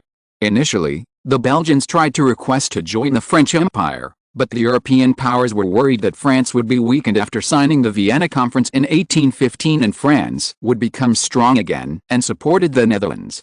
Finally, Britain pretended to be neutral and proposed a compromise plan to make Belgium an independent country. It also nominated the former British Crown Prince, the first heir to the British throne, Princess Charlotte, the younger brother of Duke Ernst I of Saxe-Coburg-Gotha, Prince Leopold, the uncle of Queen Victoria, to be the King of Belgium.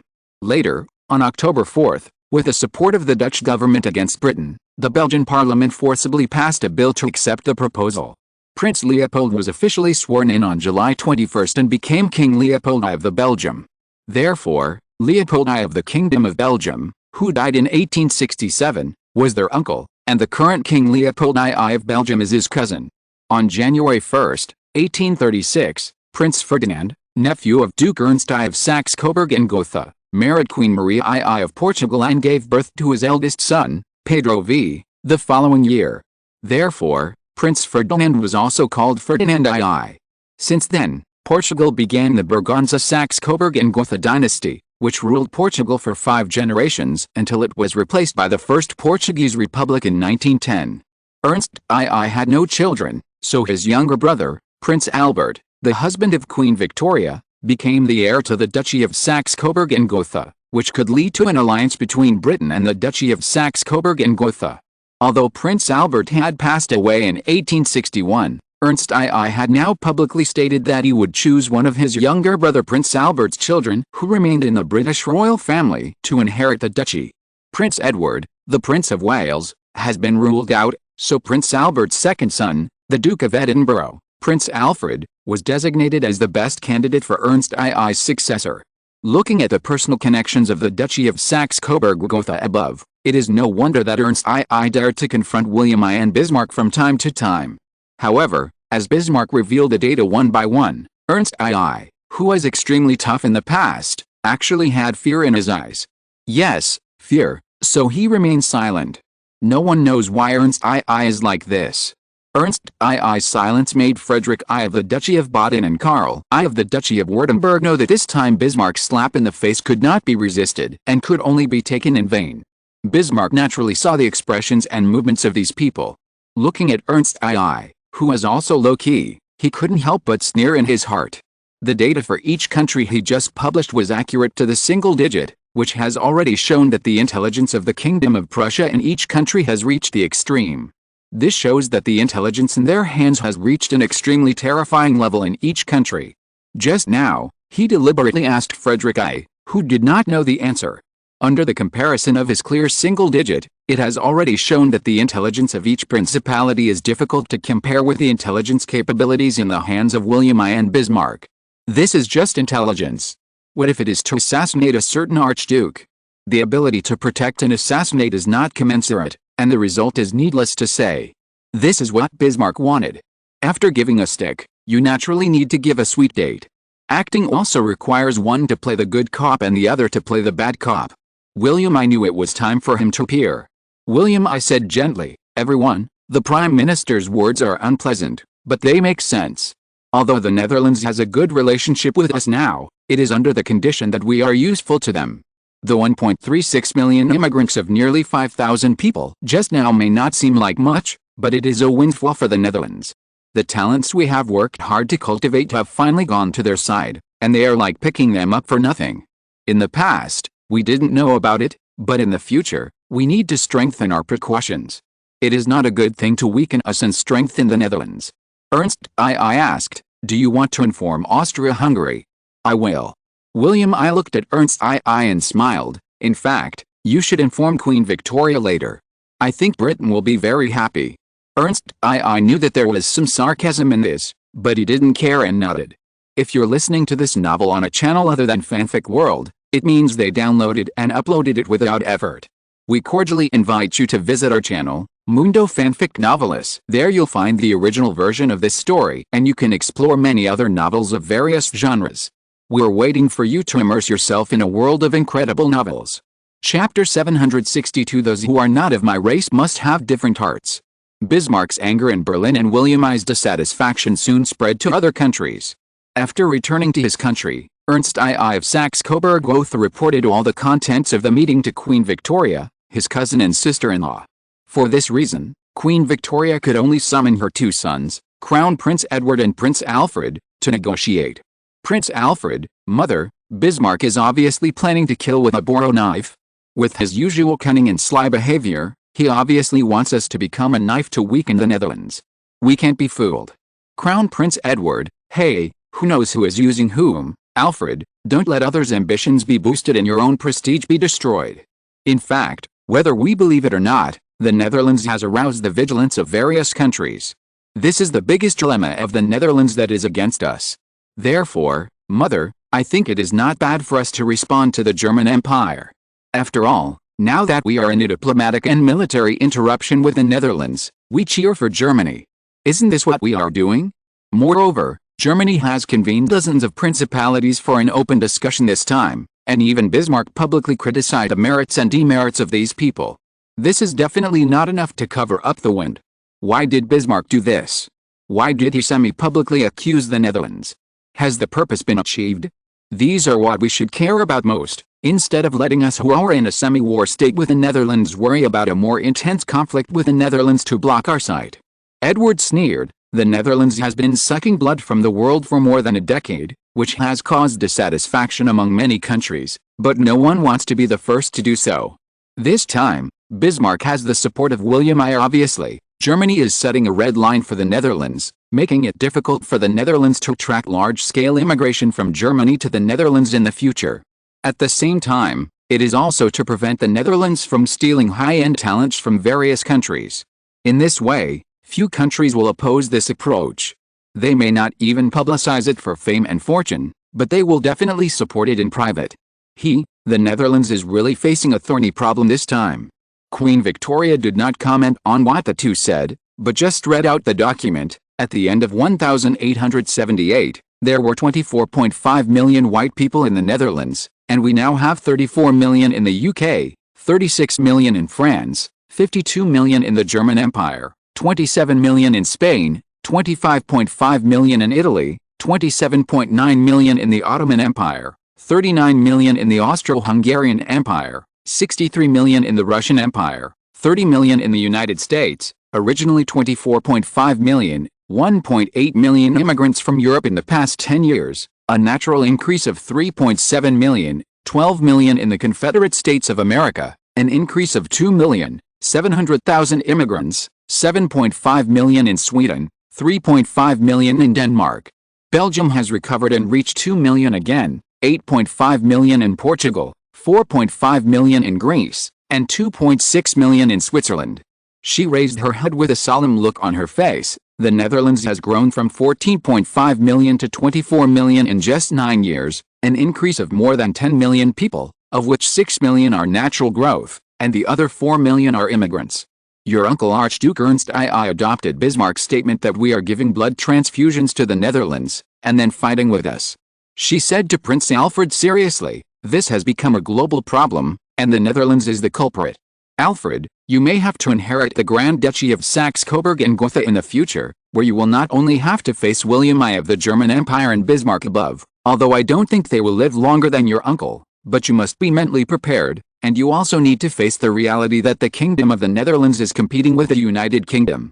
Queen Victoria warned Crown Prince Edward, Saxe-Coburg and Gotha is the pattern of our family, and it is the ancestral land, so you will help Alfred to secure the position of Duke there in the future, and Alfred, you must use the advantageous position there to feed back to Edward in London. Ignoring the two sons' inner thoughts, Queen Victoria sighed, this is the greatest wish of your father Albert.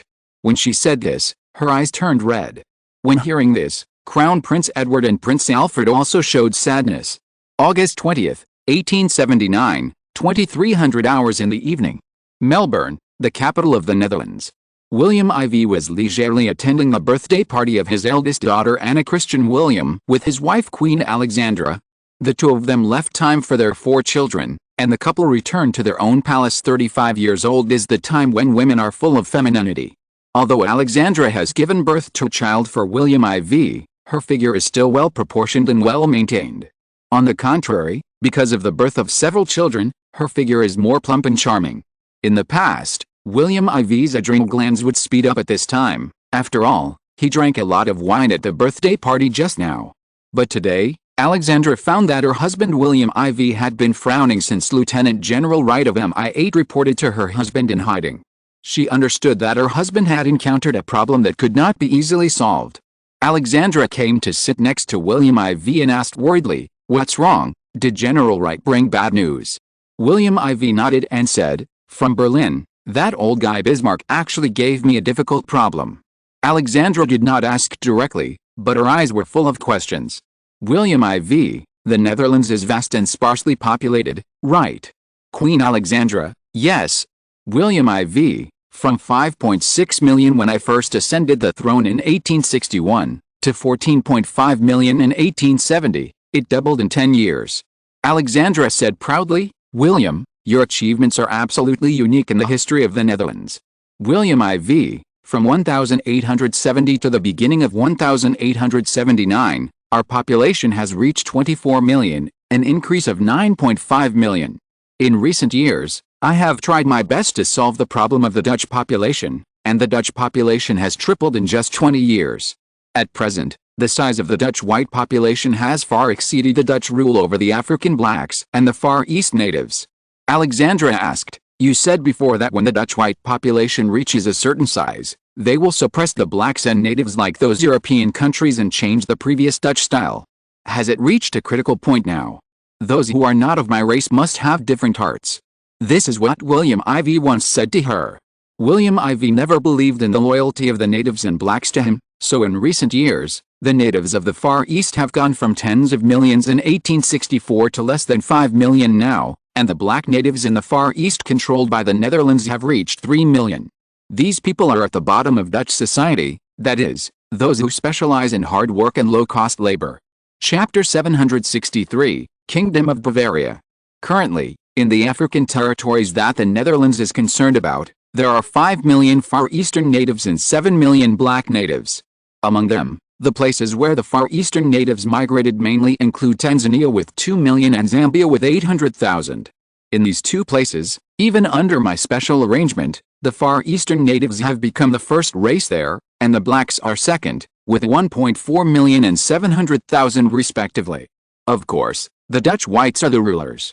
Blacks have the upper hand in Congo, Madagascar, northern Mozambique, Kenya and other places.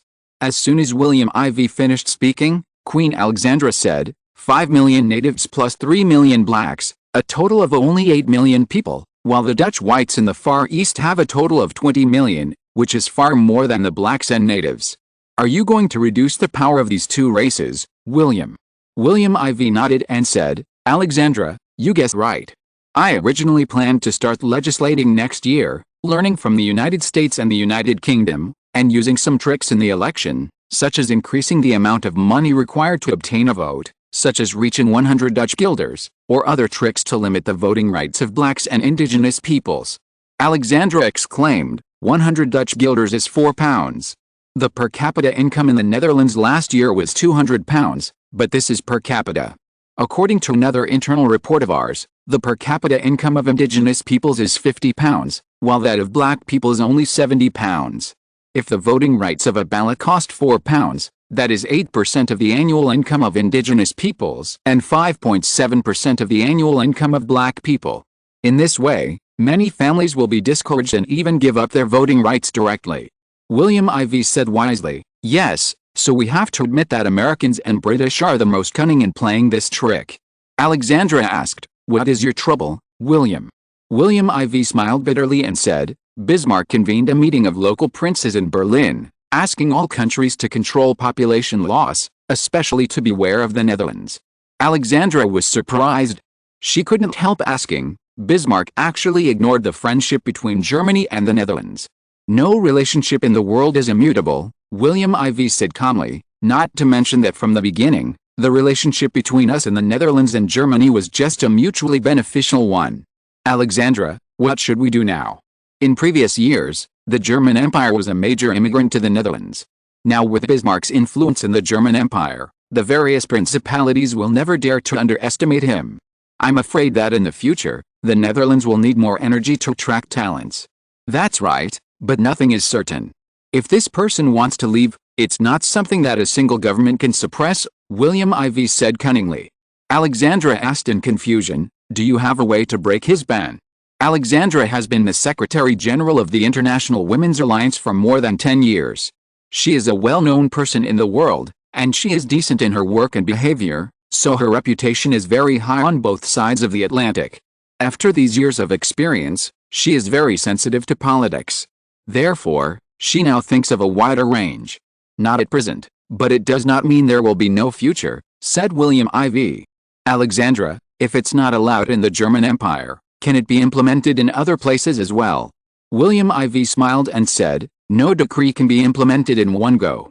In the German Empire, many principalities are very disgusted with Prussia's rule, just like William Font, the fuse this time.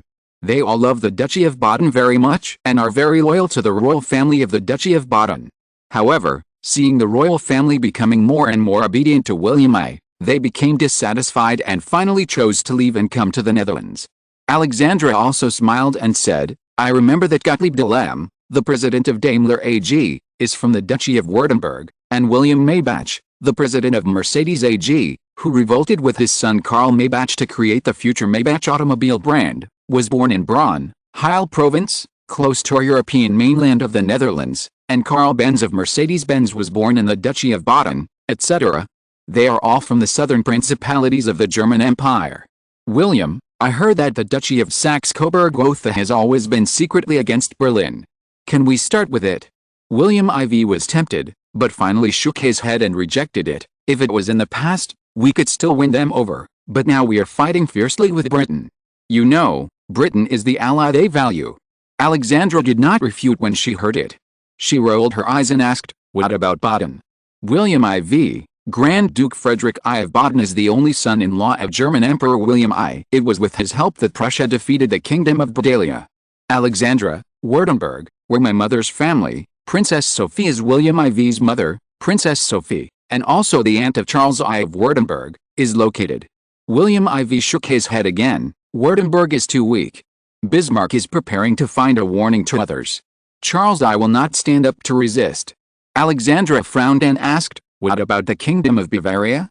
As the center of power in the German Confederation, second only to the Austrian Empire and the Kingdom of Prussia, the King Ludwig II of the Kingdom of Bavaria has always had great ambitions. Since he became king in 1864, he has been very dissatisfied with Prussia. When he saw Prussia establish the North German Confederation, he also established the South German Confederation in the south to confront it. Ludwig II was smart enough to seek support from France I. Unfortunately, the Austrian Empire could not withstand Prussia in the end, and had to abandon the ambitious Ludwig II. Unable to support itself alone, it chose to surrender to Prussia and became a subordinate state of the German Empire, led by the Kingdom of Prussia. I think Ludwig II will never be content to be inferior to others. This may be an opportunity for the Netherlands. William IV stared at Alexandra with his eyes sharp. The latter felt embarrassed and asked, what are you looking at? William IV smiled and said, I'm thinking about something. Alexandra asked anxiously, what are you thinking about? William IV, I'll tell you when I've thought it through. Alexandra looked at William IV, who was a little puzzled, and asked, how about using the Kingdom of Bavaria to hold Berlin back? William IV said, it's a good idea, but the details need to be carefully considered. Maximilian Joseph, the Elector of Bavaria of the Wittelsbach dynasty, became the first king of Bavaria in 1805 and was renamed Maximilian I. Most of the territorial borders of the Kingdom of Bavaria were established after the signing of the Treaty of Paris after the Holy Alliance of Napoleon I in 1814. Bavaria ceded Tyrol and Vorarlberg to the Austrian Empire, and received Aschaffenburg and Wurzburg as territories. Originally, it was the third largest kingdom in the German Confederation after the Austrian Empire and the Kingdom of Prussia. However, as the German region was unified into the German Empire by the King of Prussia in 1871, the Kingdom of Bavaria became a subordinate state of the new German Empire. However, Bismarck and William I did not dare to gamble with the Kingdom of Bavaria, so they kept the power of the country and only needed to bow to Berlin and hand over some military power. Therefore, the Kingdom of Bavaria is now second only to the Kingdom of Prussia, which is the dominant kingdom in the German Empire, in terms of size, power and wealth. Therefore, Alexandra's proposal is a good one. William IV thinks that whether it succeeds or not, it is also a good idea to find something to do for Bismarck and William I, who just gave the Netherlands a head start. Chapter 764 Pan-Slavic Movement 1879. All countries in the world obtained through their own channels the news that Bismarck had convened a summit of the principalities under the German Empire in Berlin. 7 days later, under the pressure of Berlin, these principalities had to pass legislation in parliament to prevent their citizens from migrating to the Netherlands. What was happening in the northeastern Russian Empire surprised everyone. On August 24, 1879, in St. Petersburg and Moscow, hundreds of thousands of Pan-Slavic movement organizations declared that they would be under the leadership of Tsar Alexander II. It turned out that in the Russian Empire, the Pan-Slavic movement that had always existed had a racial color. It was often believed that the racial affinity of the Slavs would breed political unity. The movement began as early as the first half of the year, and the Pan-Slavic movement did not arouse much response among Catholics in Poland and Croatia.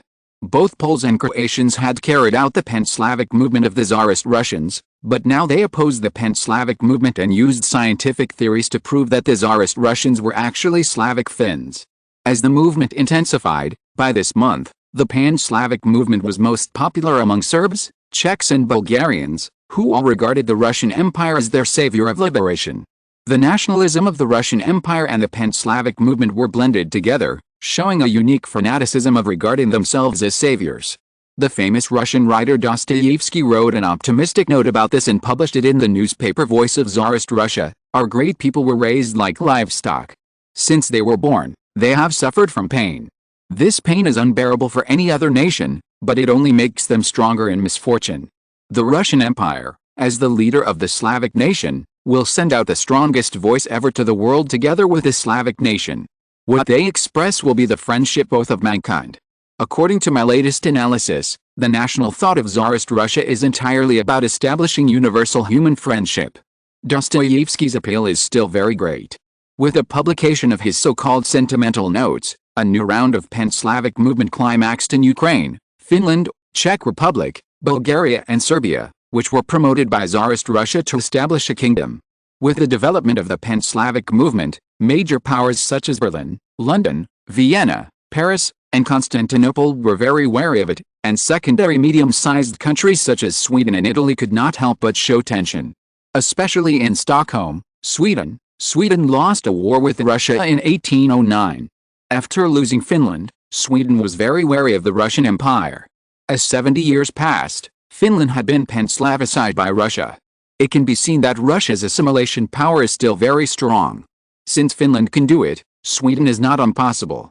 Therefore, Oscar II, Karl XV did not die in 1872, but died 4 years later in 1876, and his brother Oscar succeeded to the throne, has sent 300,000 Swedish troops to defend the border between Sweden and the Russian Empire. As expected, it is one of the most powerful armies in Europe. Sweden's practice of us soldiers has been the same for 100 years, and it is still so handy to use.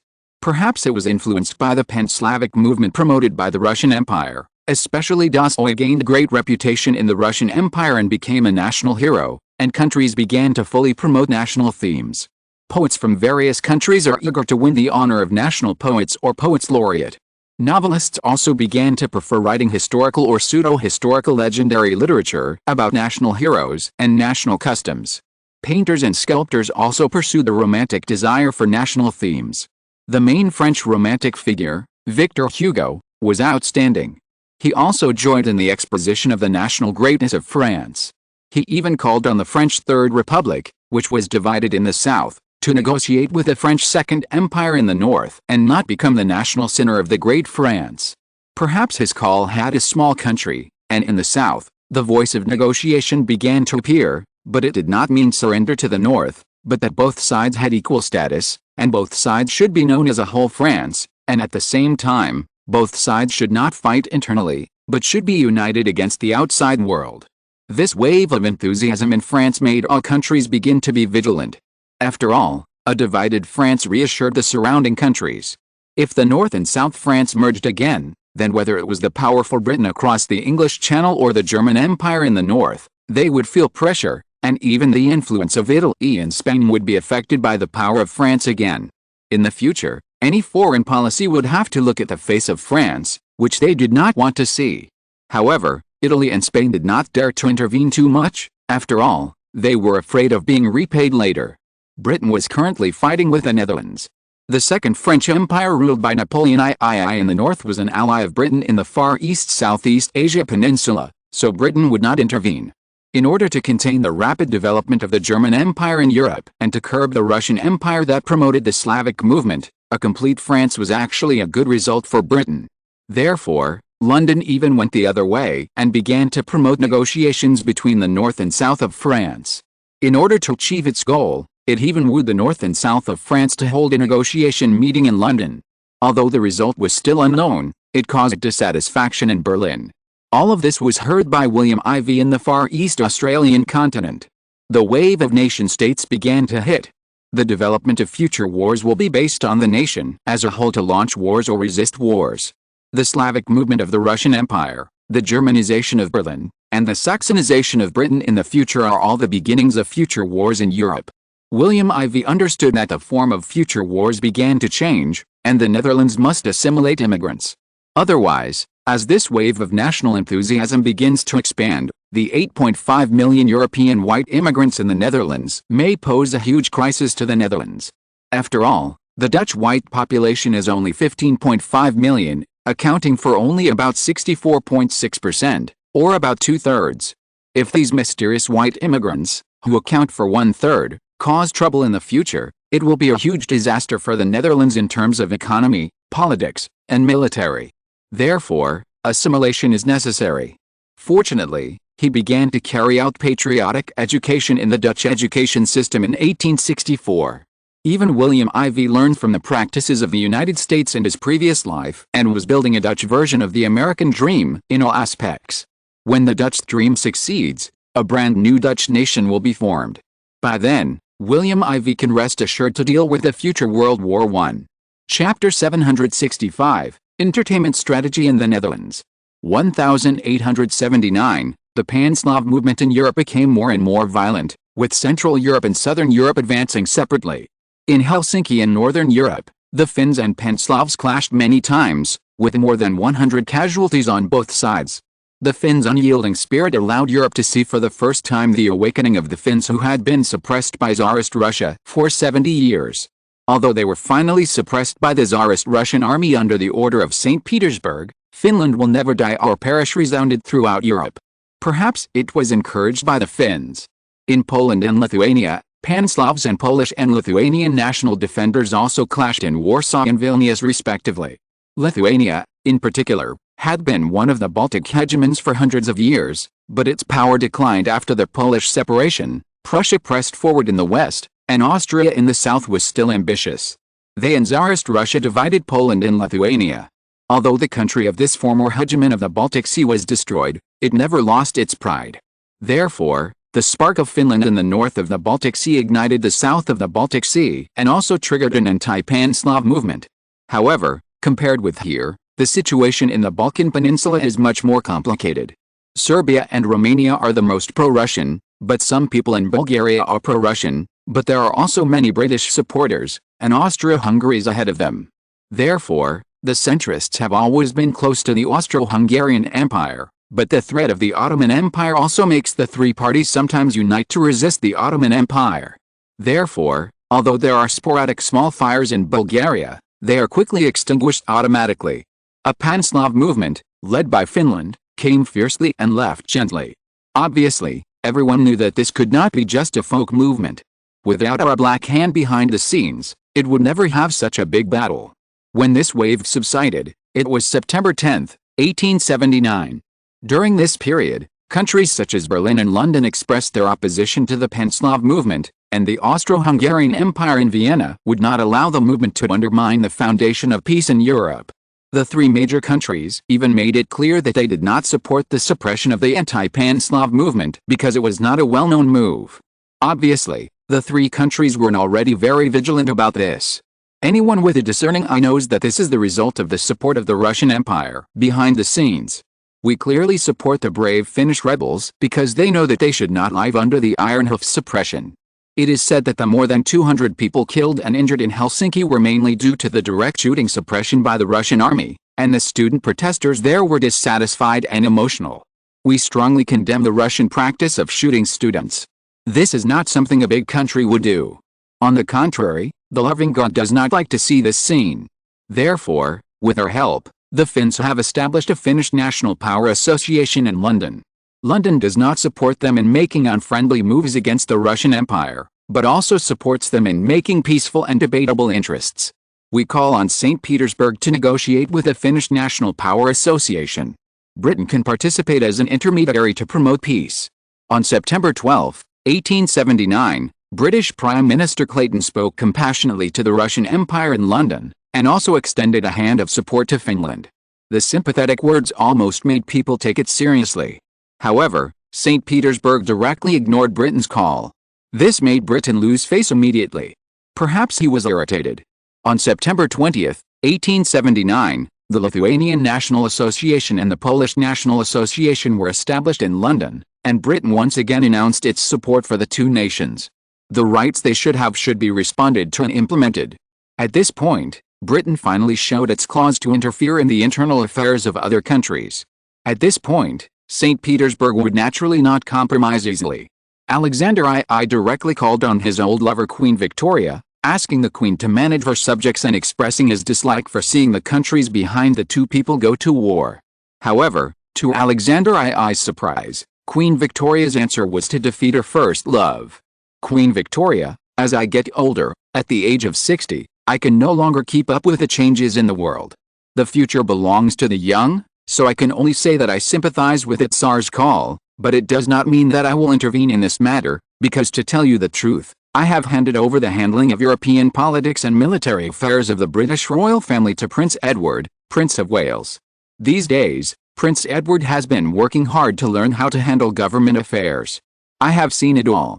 As the future Crown Prince of the United Kingdom, I will continue to give him opportunities to train, including in this matter, and I will be consistent to the end. Netherlands, Australian continent, Melbourne. This golden boy and girl couple who once made a sensation in Europe were forcibly separated by their respective countries in 1838. Love turned into hate. So, women should not offend them. Lyndon nodded and said, "Your Majesty, Europe is now in chaos because of the pan-Slavic movement. Should we intervene? I always believe that we should never do anything that has no benefits." William IV looked at Lyndon and asked, "My Prime Minister, tell me, what are the benefits?" Lyndon's face suddenly calmed down and said, "I think the more chaotic Europe is, perhaps the German Empire's Bismarck's practice of blocking immigrants to the Netherlands can be immediately cracked." William IV, but until now, in the fight between Britain and Tsarist Russia, Germany, which is caught on the middle, has not made any move. Obviously Bismarck is not in a hurry to get involved. He is also afraid that we will be the one behind. Not only Germany, but also Austria-Hungary has not made any move. This is a bit abnormal. Lyndon suddenly asked, "Your Majesty, Poland was divided among Prussia, Austria and Tsarist Russia, and Lithuania was taken over by Tsarist Russia. What would Tsarist Russia and Austria-Hungary think of the Polish national movement if it happened in the Prussian sphere of influence?" Lyndon's words made William IV stunned. "It's interesting. Go on."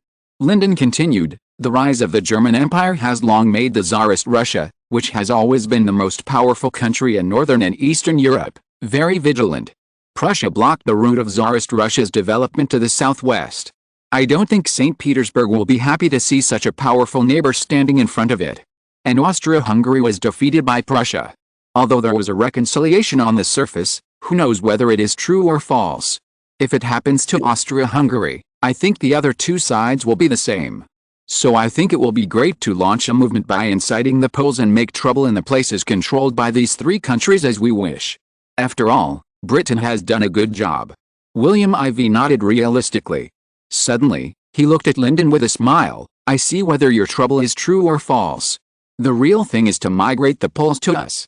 Lyndon, I know that you can't hide it from your Majesty. In this case, then change the strategy this time and attack with entertainment culture." William IV saw Lyndon's puzzled eyes, so he explained softly. Chapter 766, The Battle for Chopin. 1879, when the Dutch Foreign Minister Joseph Beit was received by Oscar II during his visit to Stockholm, Sweden, the two publicly called on the people between the Pan-Slavic movement and the anti-Pan-Slavic movement to calm down and hope that all parties could settle the dispute as soon as possible. Oscar II, as a close neighbor, Sweden will not blindly support either side. We will abide by Sweden's neutral position for more than 60 years and will not be overly involved in things outside of Northern Europe. Therefore, we call for a return to the peace of the past decade, not turmoil. Joseph Beit, we in the Netherlands also hold the same idea. The Netherlands is a peaceful country. We have had very few wars in the past 20 years. As the founder of many international organizations, we have made many contributions to peace. So this sudden incident has sounded the alarm for us. We still need to work hard and continue to do more to maintain peace. Many countries expressed their support for the two's call in Stockholm. However, Britain and Tsarist Russia, as one of the parties involved, did not respond directly. Tsarist Russia guessed that there must be something wrong. Britain is confronting the Netherlands on a global scale. Especially the latter. Britain even suspected that the Netherlands, which had always been reluctant to do anything, was actively involved this time. What was its intention? On September 24, 1879, Dutch Foreign Minister Joseph Beit visited Berlin, the capital of the German Empire, where he met with Prime Minister and Foreign Minister Bismarck and was received by William I with courtesy. At the subsequent press conference, Joseph Beit praised the Poles, saying, "Born in Warsaw, the soul belongs to Poland, and the talent belongs to the world. This is Her Majesty's evaluation of the famous musician Chopin. Therefore, the Netherlands respects the Polish nation very much." In the eyes of many Dutch people, Chopin's status is the same as that of Copernicus, the founder of the heliocentric theory. Chopin is the symbol of Poland and the business card of democracy. The clothing style he carries has surpassed the scope of music and piano. With Bismarck's face showing dissatisfaction, Joseph Beit announced in Berlin, "The Dutch like music, especially the harmony and rhythm of folk dances and folk songs explored by composers to form ingenious democracy and unity. These styles have formed the characteristics of multiple national music schools in this great country of the Netherlands." So His Excellency Joseph said this, representing that the Netherlands will accept national musicians from all over the world, including the Polish nation. A reporter said without hesitation, including those in the current territory of the German Empire who want to immigrate to the Netherlands. Seeing Bismarck looking at him angrily, Joseph Beit said without hesitation, "Yes, the Netherlands accepts people from all over the world who are willing to come to the Netherlands. I think God is kind. We in the Netherlands are willing to be surrounded by the sea, which has created a natural paradise for survival. So, as you said, we are willing to provide refugees with a place to live and let them have a place to rely on." Everyone looked at Bismarck, only to see that the latter's face changed drastically and stared at Joseph Beit. It was the reporter from the British London Times who asked, "Sir Bismarck, do you think the words of the Dutch foreign minister harm the interests of the German Empire?" He further provoked, "Just now the Netherlands expressed its willingness to accept Poles, and even said in front of you that it does not exclude Germans. As far as I know, not long ago, the Prime Minister asked the principalities of the entire German Empire to unite and restrict the migration of citizens to the Netherlands. Sir Joseph is doing this directly in front of you now. This is a provocation to your authority. Please express your opinion. I have nothing to say. It is natural that governing a country is not as good as one's own left and right hands. They are so flexible and can be driven at any time, but we do not think that the Netherlands' approach is right or wrong, because all our interests are on the standpoint of our own country. Therefore, next we can only strengthen the protection of the continuity and complete implementation of the policies we have formulated, rather than looking at what others say and do." Bismarck, "As for the Polish nation, I think that within the German state, we will protect the interests of the Poles, but if it exceeds a certain degree, we will implement it according to national laws, the same for everyone, including me." What happened in Berlin soon spread throughout Europe. As the Dutch Foreign Minister Joseph Beit commented on the famous Polish musician Chopin, born in Warsaw, "His soul belongs to Poland, and his talent belongs to the world," everyone suddenly remembered Chopin.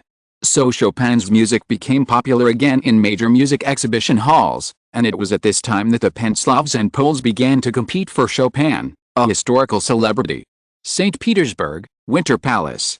Alexander II sat on the throne, looking at the letter in his hand with a gloomy face. This letter came from the Polish province, and the content was about the development of the situation in Poland. Since Alexander II was attacked some time ago, the entire Russian Empire began to have chaos. The Tsar was assassinated, and the country was naturally alert. So the entire Russian Empire began to carry out search operations everywhere, and the pan-Slavic action promoted by the Slavs caused unrest in the entire border area, and the various ethnic groups that were taken over had a chilling effect. Lithuanians, Finns, and Poles were the first to resist. As they gained a firm foothold, the pro-Russian countries in the south, such as the Kingdom of Serbia and the Kingdom of Romania, which had been promoted from principalities to kingdoms in the past few years, also started to take action. The Kingdom of Bulgaria, which was jointly supported by Britain and Russia, showed a tendency to break away from the influence of Tsarist Russia. At this time, Prime Minister Gorchakov arrived. Alexander II made a long story short, Poland is currently the biggest troublemaker. Joseph Beit mentioned Chopin, and his purpose of adding fuel to the fire is very clear. "My Prime Minister, what should we do now?" Gorchakov's eyes were sharp.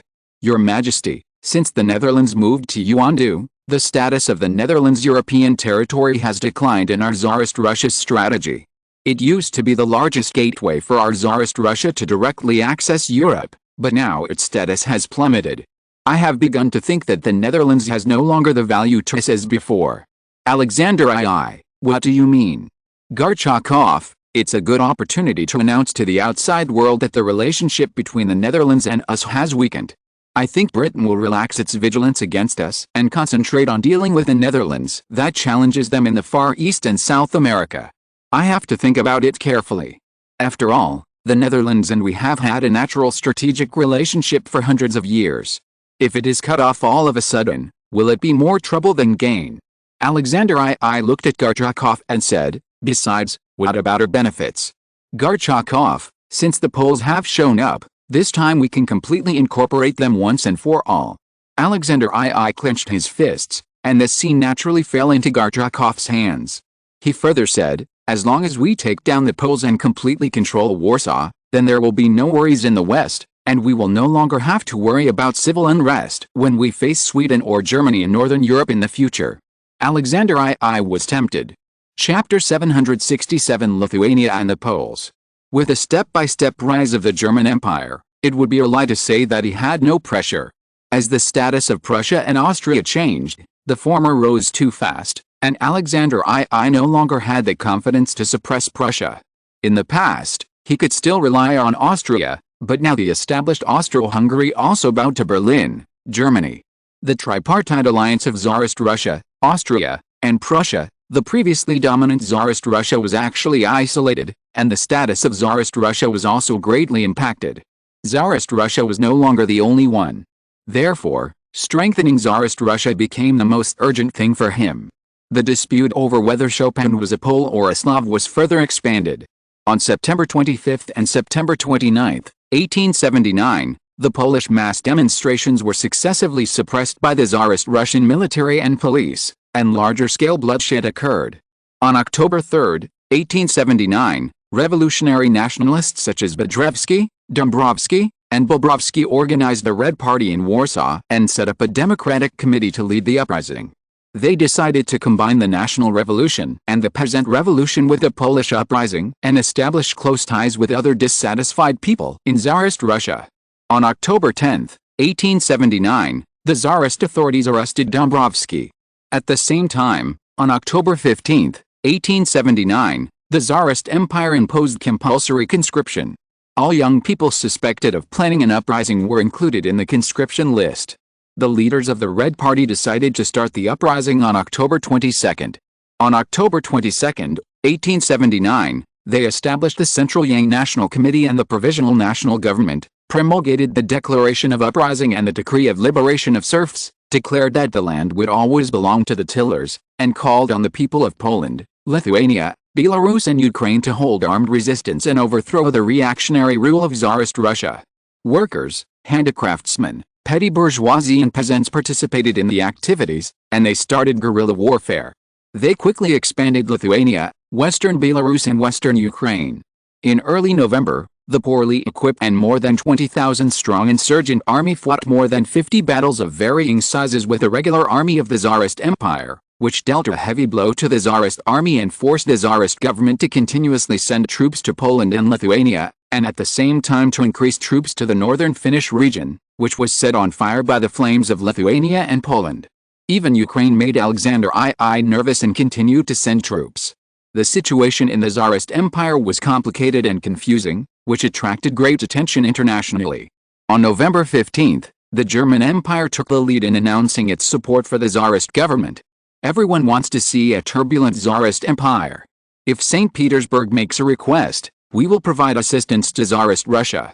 Bismarck made it clear in Berlin that if necessary, the German Empire was willing to send troops to help suppress the uprising. Berlin's statement surprised the people in the Polish region who were in uprising. Especially in the Polish region ruled by the Kingdom of Prussia in the German Empire, grand demonstrations were held.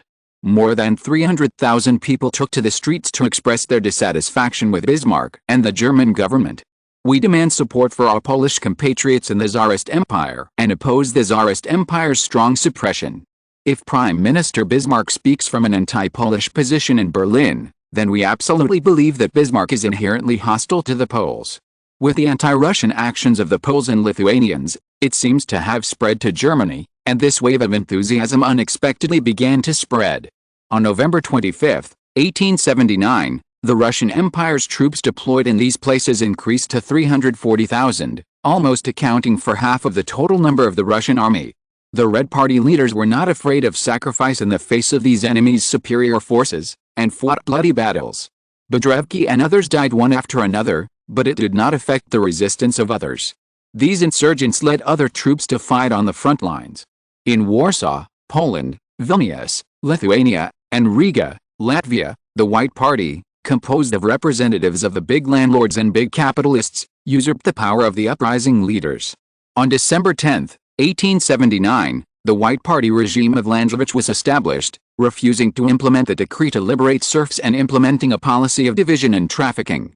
On December 26, 1879, Traugott seized the leadership from the reactionaries and continued to lead the uprising, but it was too late and the general trend was gone. On February 3, 1880, the Tsarist government issued an order to liberate serfs in the Kingdom of Poland and the Duchy of Lithuania, which brought relief to the high-pressure policy of the struggle for several months, and many small capitalists and handicraftsmen were relaxed. This is exactly what Alexander II wanted to see. On March 11, Traugott and his 4 comrades were captured, and on March 15, several people were shot. With the sacrifice of these people, the headless uprising was finally suppressed. The suppression of the Russian Empire shocked the world, but the suppression policy implemented by the German Empire in the Polish region of its territory at the same time was revealed to the world with the calm of the Russian Empire. It turned out that when everyone in the past was paying attention to the territory of the Russian Empire, the German government suppressed the Polish regions ruled by it. Szczecin suppression shooting. More than 800 Poles were shot. Gorzow demonstration suppression, 300 Poles fled. Poznan assassination. The assassination of the German governor of Poland shocked Berlin, and finally sent out 30,000 troops to interrogate the Poles for 3 months, and more than 80 Poles died in this matter. As these things were exposed one by one, Germany's practice of hiding behind the Russian Empire to reap the benefits made the Russian Empire somewhat dissatisfied. The Austro-Hungarian Empire was not far behind. In the southern part of Poland under their control, the Austro-Hungarian Empire took advantage of the Russian Empire's reputation and tightened its control over the Polish region. Faced with the actions of the 3 countries, although Britain wanted to intervene, it had to face the pressure of the 3 countries, and finally, it could only continue to firmly accuse the Russian Empire. On January 10, 1880, the British Financial Times suddenly reported that in the past 3 months, more than 88,000 Poles and Lithuanians had migrated from Russia, Germany, and Austria-Hungary to the Netherlands. Although Germany and Austria-Hungary took advantage of Russia to control the Polish areas in their countries, the Dutch were the biggest winners this time. The migration of 80,000 Poles and Lithuanians to the Netherlands has continued to expand the loopholes of the Dutch-German Empire to block the migration of the Dutch population.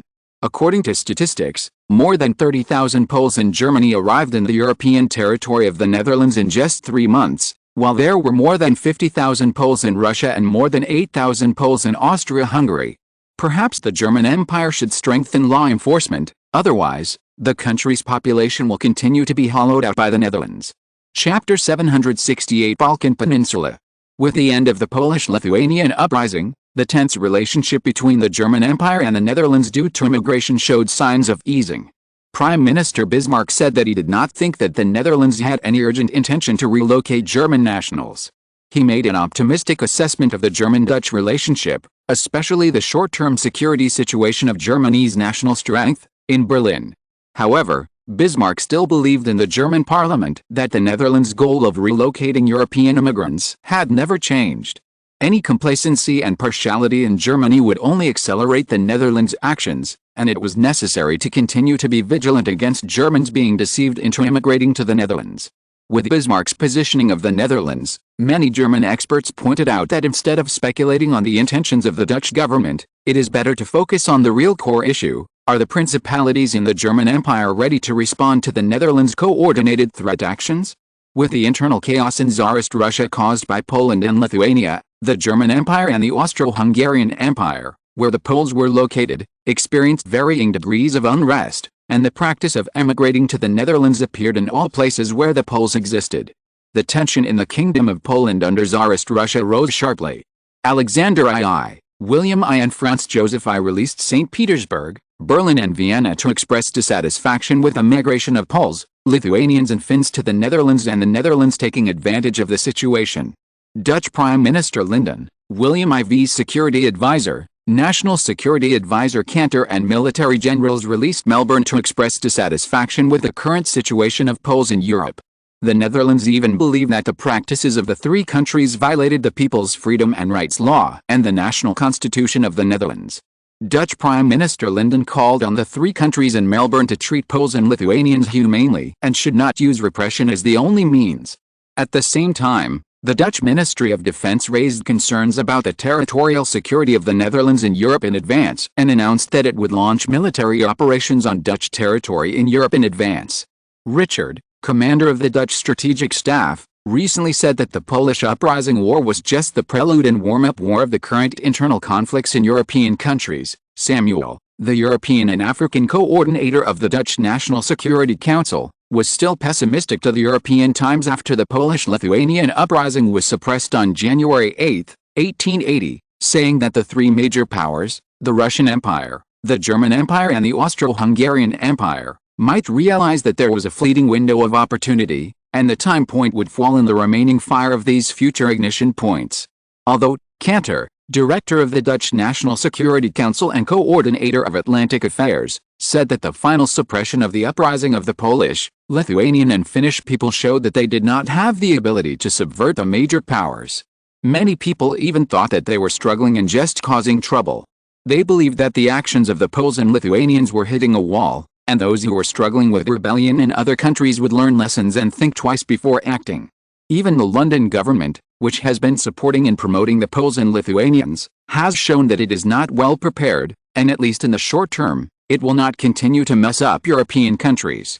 However, Britain's diplomacy of making friends with distant countries and attacking nearby countries in balanced diplomacy has repeatedly proved that the practice of never promising to give up supporting the weak in their struggle for power has shown that Britain still likes to use this card to contain the development of various countries.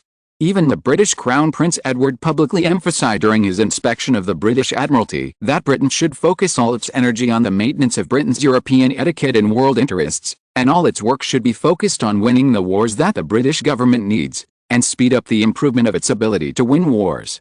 Crown Prince Edward emphasized that the so-called war is a military action that Britain should decisively attack when the British mainland is threatened or there is a threat, and Britain may face military intervention from other countries. Therefore, London's intention to take military action against one or more European countries is beyond doubt. Tsarist Russian Empire, St. Petersburg, Winter Palace. Alexander I stared at Grand Duke Konstantin Nikolaevich next to him, his own brother, the second son of Nicholas I. He served as the commander-in-chief of the Navy and the governor-general of the Kingdom of Poland from 1855 to 1864. In 1865, he began to serve as the Speaker of the State Council, but he also served as the Governor-General of the Kingdom of Poland. This time, Poland has such a big change. Fortunately, we handled it quickly, otherwise, the matter would be very serious. My good brother, how do you think we should deal with it? Alexander I looked at Grand Duke Nikolaevich with a serious face. The latter smiled bitterly. Your Majesty, the intervention of Britain and the support of the Netherlands have fueled the arrogance of the Poles and Lithuanians. I didn't expect it to last for more than 3 months. Alexander I took a deep breath and looked at Milyutin on his left. Milyutin was the Minister of War of the Russian Empire and the leading force in quelling the rebellion this time. He was considered a great hero. Milyutin did not dare to take credit for it, and said calmly, "At present, we still have sporadic flames burning, but basically it is no longer a problem. It will be restored to its original state in half a month at most." Alexander I looked at Gorchakov without comment. Gorchakov was the foreign minister and prime minister of Tsarist Russia. Alexander I asked, "Now the eyes of the whole of Europe are on the Kingdom of Poland, and even extra eyes are on Finland and Lithuania. Do you think our actions will be more convenient?" Action? What action? Several people were Alexander I's confidants, so they naturally knew the overall plan. Gorchakov nodded and said confidently, "Serbia is ready, and His Majesty Milan I has fully accepted our garrison." Alexander I showed a happy look on his face. "That's good, since everything is ready, strike while the iron is hot." The time is set in early March 1880. Kingdom of the Netherlands, Australian mainland, Melbourne. William IV held top-secret intelligence in his hand. This is on the Balkan Peninsula. Beside him were Prime Minister Linden, National Security Advisor Cantor, and Chief of Staff Mark Rutte. Cantor, Director of the National Security Advisory, said, The Kingdom of Serbia existed in the Middle Ages from 1217 to 1346 and was ruled by the Nemanja dynasty. Grand Duke Stefan Nemanjić of Serbia inherited all the territories unified by his father. Later, his brother Archbishop of Sava was crowned King Stefan Nemanja I in 1346. The national defense Stefan Dusan became emperor and established the Serbian Empire. Later, the national strength declined and it was annexed by the rising Ottoman Empire in 1459, starting a 5-century Ottoman rule. It was not until 1876 that it was supported by the Russian Empire and broke away from the Ottoman Empire to become a principality. In 1878, with the support of the Russian Empire and without opposition from Britain, Germany, Austria-Hungary and other countries, it was promoted to a kingdom together with the Kingdom of the Roman Empire, the Grand Duchy of Bulgaria, the Grand Duchy of Montenegro, the Grand Duchy of Albania, and the Grand Duchy of Macedonia. Serbia's position has always been pro-Russian. Cantor said, "Not long ago, the Polish uprising triggered a small-scale pan-Slavic domino effect in Serbia. Currently, the Russian Empire has 2,000 troops stationed to maintain law and order." Chief of the General Staff Mark Rutte asked doubtfully, "Then the top-secret intelligence from MI6 shows that the Russian army has more than 20,000 troops stationed. Can 20,000 troops be needed for a riot of less than 100 people? I think the Russian Empire has great ambitions. I had a seizure a few days ago and was very dizzy. I just recovered in the past 2 days. I will continue to update 2 chapters a day.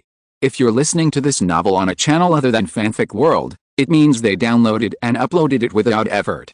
We cordially invite you to visit our channel, Mundo Fanfic Novelists. There you'll find the original version of this story and you can explore many other novels of various genres.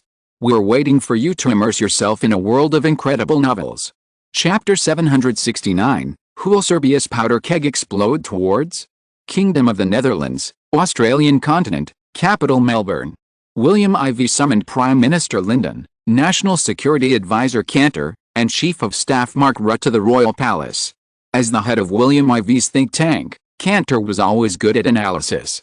He said, "From getting rid of the control of the Ottoman Empire to expanding the territory, to becoming a truly independent principality, and then to becoming a kingdom, a series of events have been influenced by the idea of unifying the Southern Slavs. More and more people in the Kingdom of Serbia now believe that the Southern Slavs should unite to form a powerful country in order to forever get rid of the control of the major powers. But in fact, it is too simple to compare forever. The ethnic issues in the Balkan Peninsula have a long history. Although the culture of the Southern Slavic peoples belongs to the same root, after years of development and evolution, they are no longer the same as before in the north." Prime Minister Lyndon nodded in agreement and said, "Mr. Cantor is right. Slovenia and Croatia believe in Catholicism, while Serbia and Bosnia believe in Orthodoxy. Although the two sides are branches of Christianity, they are incompatible due to conflicts of interest. When the interests are common, they can unite, but when the interests are different, they will separate." William IV laughed and said, "In fact, the Serbs are just ambitious because of their successive victories. Unifying the Southern Slavs is just a bone thrown to Milan I by Alexander I of St. Petersburg. It is just an excuse for Milan I of Serbia. Expanding the territory and sphere of influence and gaining benefits are what every country should do." William IV naturally knew that this was a cooperation that Alexander I and Milan I headed off. In 1914, the Serbs conspired to provoke a war. A radical youth used by the ambitious assassinated the Austro-Hungarian Crown Prince Ferdinand and his wife in Sarajevo, the capital of Bosnia, which became the fuse of the First World War at that time. Cantor continued William IV's words and said, "Now the Balkans are showing signs of chaos. After losing its original ruler, the Ottoman Empire, it is weakening.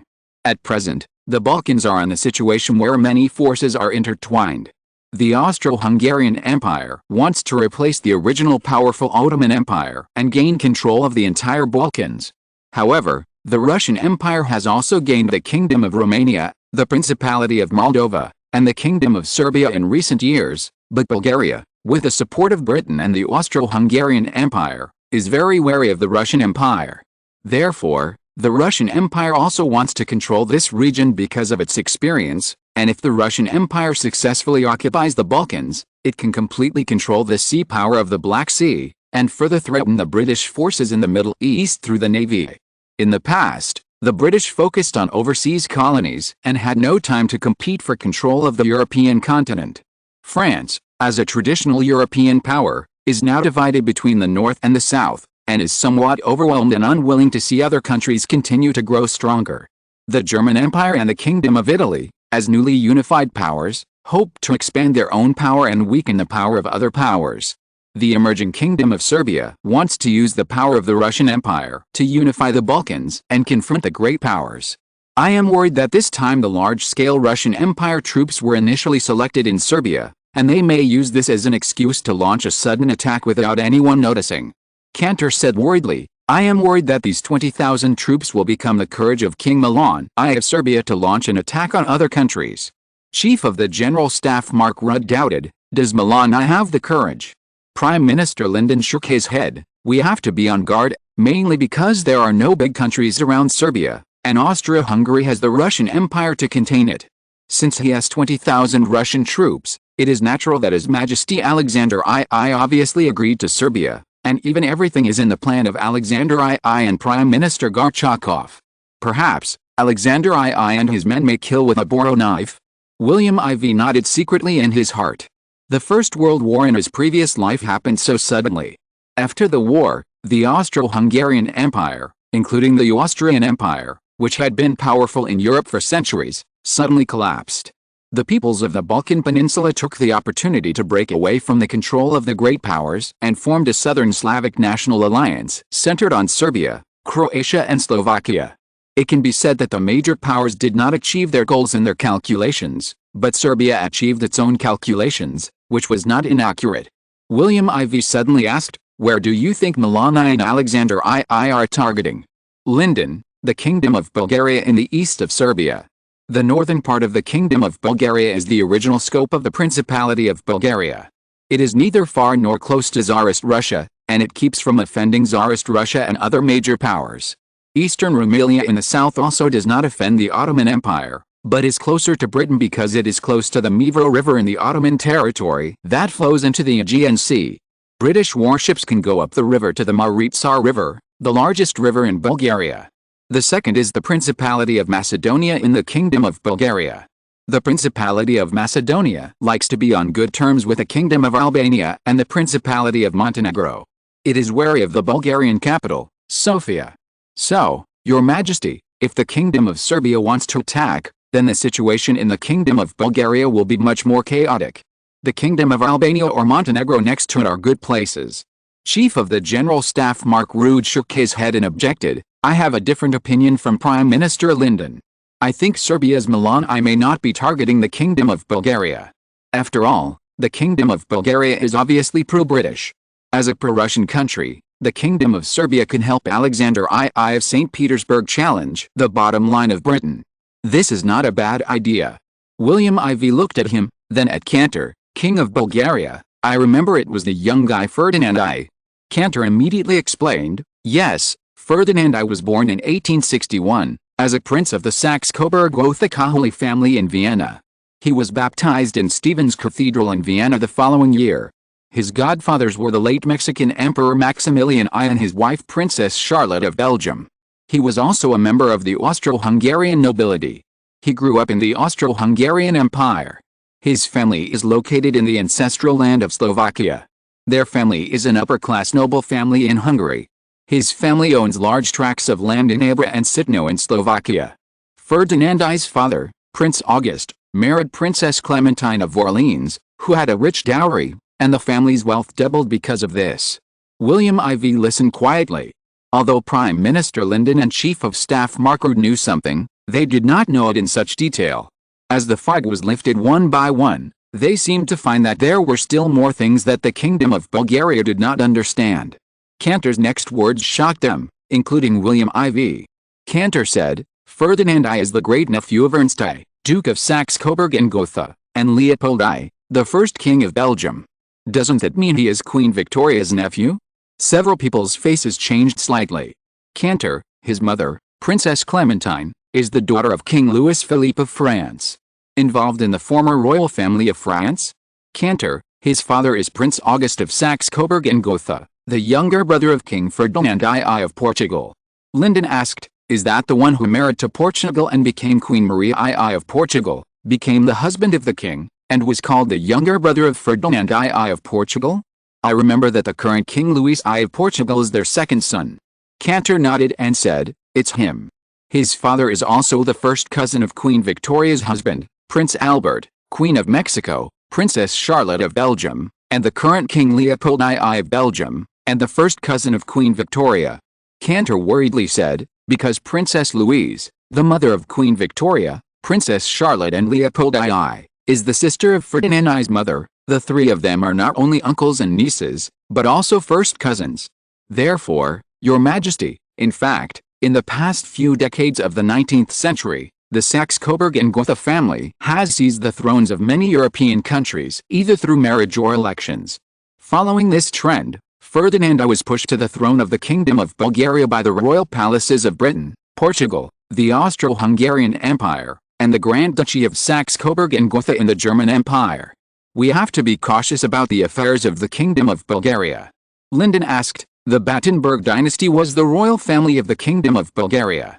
It was finally overthrown in 1877. Britain took the opportunity to push Ferdinand I to the throne. Now think about it, it really makes people fear the Saxe-Coburg and Gotha family. William IV smiled and said, that being said, Battenberg still got compensation, didn't it? The former king of Bulgaria, Alexander I, his father was Grand Duke Alexander of Hesse, and his mother was Polish Countess Julia. In 1858, he was only 1 year old and was named Prince of Battenberg. He joined the Prussian army in his youth.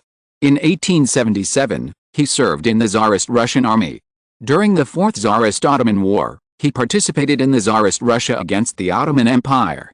After that, the Principality of Bulgaria was divided into three parts: the Principality of Bulgaria in the north, Eastern Rumelia in the south, and Macedonia. According to the Berlin Conference in 1878, he became the king of the Kingdom of Bulgaria, but in the end, with the intervention of the United Kingdom, he became the Grand Duke of the Principality of Macedonia in just half a year, and Ferdinand I became the king of the Kingdom of Bulgaria and the Grand Duke of the Grand Duchy of Bulgaria.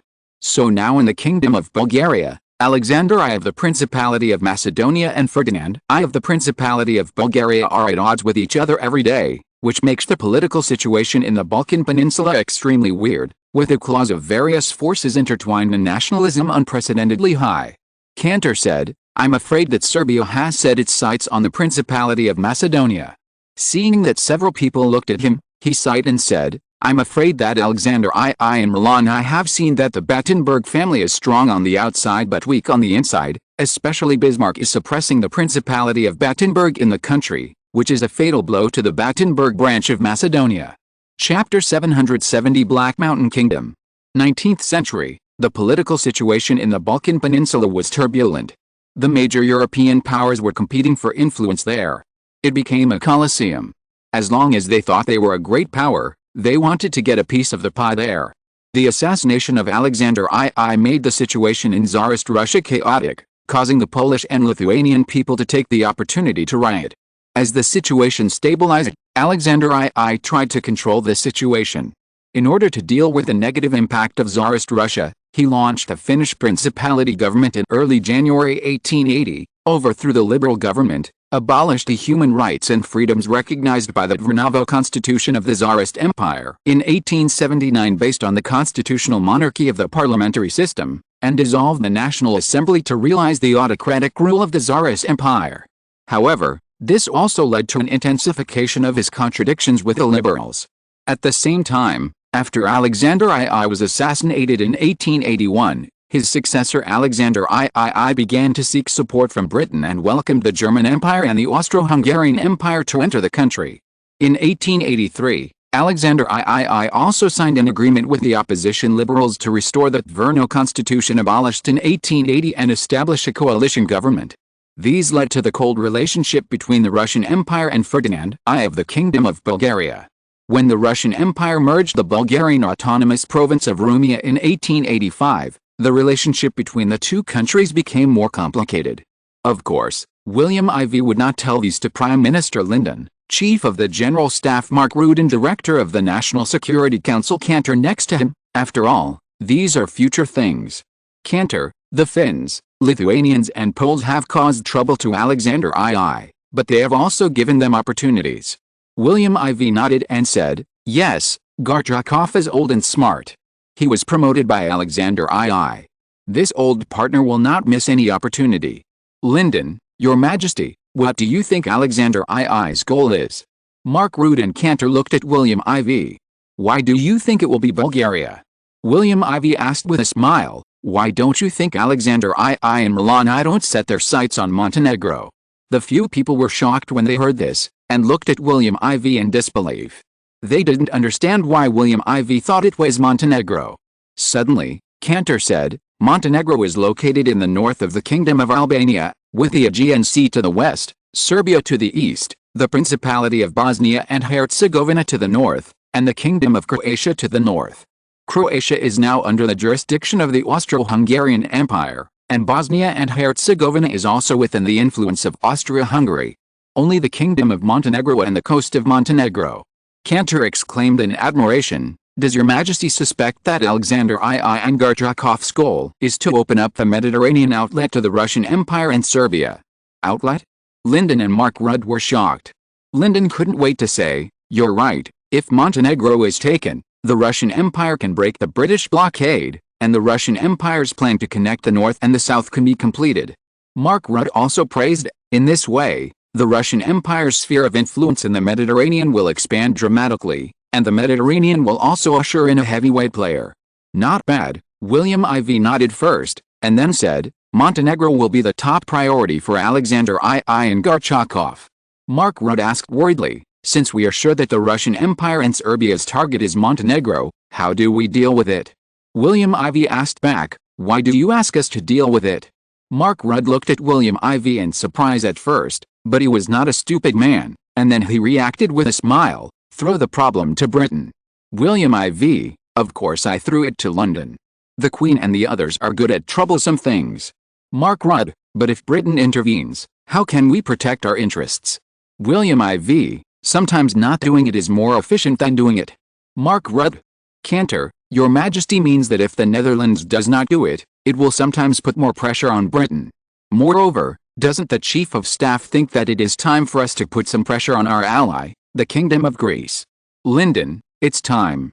Athens has indeed been a little restless recently." Mark Rudd was stunned at first, then nodded with a wry smile, "I agree too." William IV naturally understood what they were thinking. Although the king of the Kingdom of Greece is his father, William III, there are several forces in the political arena within the Kingdom of Greece. After all, William III is an outsider and must occasionally bow to local forces. In recent years, Greece has relied on its relations with various countries, especially with the Netherlands, to gain a firm foothold in the eastern Mediterranean. Many people even have wild ambitions, and they have dragged William III into the water with these ambitions. William III became the king of Greece in 1864, and was then instigated to conquer the Greek-inhabited island of Crete occupied by the Ottoman Turks.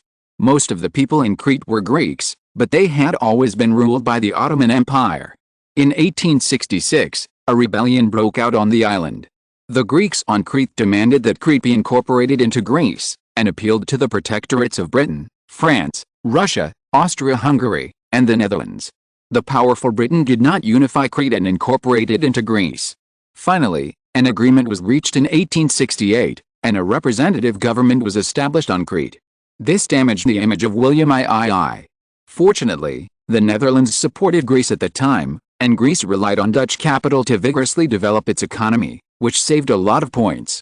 Throughout the 1870s, Greece had been trying to put pressure on the Ottoman Empire, demanding Epirus and Thessaly, but all to no avail.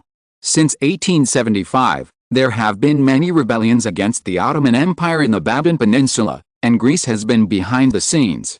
All these countries know that the Ottoman Empire has naturally protested countless times, but due to the support of various countries, there has been no war between the Ottoman Empire and Greece. However, the diplomatic relations between the two countries have become worse and worse. In 1877, the Russian Empire declared war on the Ottoman Empire for Romania and Bulgaria, and the war broke out. Finally, Romania declared war on the Ottoman Empire.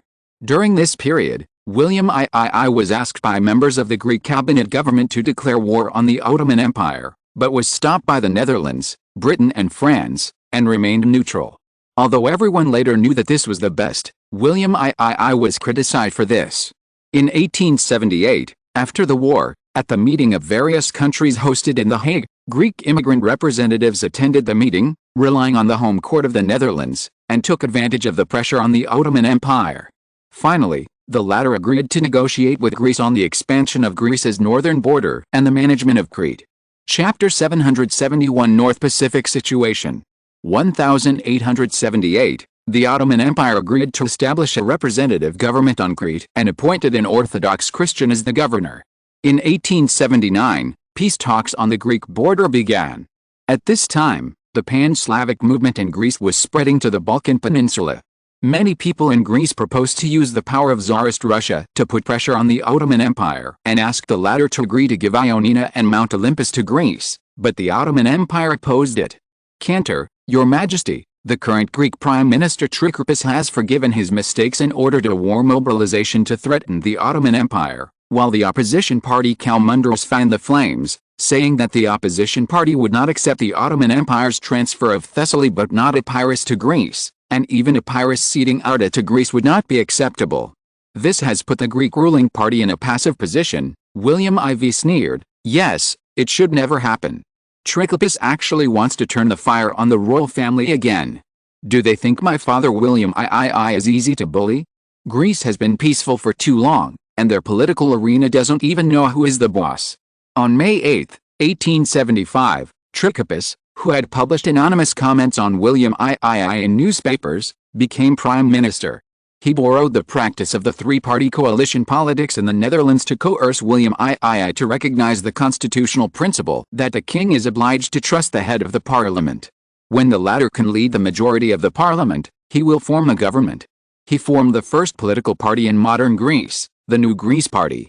On October 27 of the same year, Kalmunder's National Party joined other parties in the general election to oppose him and forced him to step down, but the principle of forming a cabinet by a party that occupies a majority in parliament was determined. However, both of them were ambitious people. In the next 5 years, the two quickly used the power of their respective parties to basically make Greek politics a situation where Trikoupis, Kalmunders and their successor Dragianis took turns to serve as Prime Minister of Greece. William IV remembered that in his previous life, it seemed that these three guys had been in history until the beginning of the 20th century before they stepped down and were replaced. If his father had not become the king of Greece, he would not have had any feelings towards the three people. However, William IV naturally had no good feelings towards William III, who was pushed to be the king of Greece by him and was now in danger of being sidelined. William IV, I remember that the Principality of Albania is still ruled by the Ottoman Empire. Cantor, yes, the Ottoman Empire began to militarily invade the Principality of Albania in 1385, and suffered a second invasion in 1415. The country was destroyed and has been ruled by the Ottoman Turks for 465 years. William IV, how is the power distributed there now? Lyndon's eyes lit up. Every time William IV asked this question, it meant that he could start there. Mark Rude next to him thought so too, so the two looked at Cantor hopefully. Cantor, at present, the Albanians are mainly gathered into two ethnic groups in the settlements, and have formed different written languages. The Karen living in the south of the Shkumbeni River are mainly engaged in agriculture. The geographical and transportation conditions are not good, so the economy and culture are relatively developed. It is mainly close to Greece and the eastern Macedonia and is relatively peaceful. The north of the river is relatively poor. It is close to Croatia and Serbia, and there are good and bad people. Seeing that William IV remained silent, Cantor continued, since the 1950s, the Albanians have held many uprisings, but they have all been suppressed by the rulers of the Ottoman Empire. William IV, can we win Albania to let us station troops? Upon hearing this, Mark Rudd's old face showed excitement, and Lyndon showed a look of expectedness. Cantor paused for a moment, then said with difficulty, the north of the Shkumbeni River is chaotic and poor, while the south is peaceful and prosperous. The north seems to be influenced by the Pan-Slavic movement, while the south yearns for Greek life. If we really want to win over the north, we may collide with the goals of the Russian Empire and Serbia. It is even close to Montenegro. I am afraid that the war will eventually burn us. William IV glanced at Cantor and said, "You mean, if we want to take action, we can only start to the south of the Shkumbini River?" Cantor nodded, but still smiled bitterly. "The south is also difficult." Markrut said impatiently, "Mr. Cantor, what do you mean by difficult north and south?" Cantor, "In the north, Tsarist Russia and Austria-Hungary are there, but in the south, the Ottoman Empire and Britain are there. Britain values the geographical location there very much." Lyndon, "You mean, Britain is preparing to build a naval base there, so it's keeping an eye on it?" "That's right," Cantor said. "That's why some places are prosperous while others are chaotic. Both parties in Greece know where Britain is eyeing, and so is the Ottoman Empire." Mark Rudd said unhappily, "Why should we withdraw if Britain is eyeing us? The Netherlands lacks a piece of its own territory in the Mediterranean. If southern Albania falls into our hands, then the influence of the Dutch will be unprecedented. At that time, we will not be completely dependent on the convenience provided by Greece as we are now, and we will not be uneasy about the internal situation in Greece." Cantor smiled bitterly and said, "That's true, but Britain has been operating there for hundreds of years, and even the Ottoman Empire had to give in. If we want to intervene, it's too difficult, not to mention." William IV, "What's more," Cantor said, "the Kingdom of Italy is also keeping a close eye on it in the west. The Salentino Peninsula is only more than 100 nautical miles away from Albania across the Strait of Taranto. Italy doesn't mind increasing its influence in Albania." Lyndon and Mark Rudd were a little discouraged when they heard this. It must be said that with Britain, Italy, and the Ottoman Empire, plus the troubled Greece, it was really difficult for the Netherlands to intervene in Albania's internal affairs. So both of them felt that giving up was really the best choice. William IV said, "I think nothing is absolute. Everyone, look, I have Albania's internal information here." Several people were moved when they heard this. Seeing William IV's serious expression, they couldn't help but take it and look down hurriedly. The document marked with the top secret information contained the following content. In March 1880, a national uprising broke out in the Desik Mountains of Albania. The uprising failed because the feudal lords who led the uprising sought compromise with the Ottoman Empire's ruling authorities. The Ottoman Empire was worried that it would agree to divide Albania to establish a principality with complete autonomy. William IV, "We have had people lurking in Tirana, the capital of the Albanian principality, for a long time.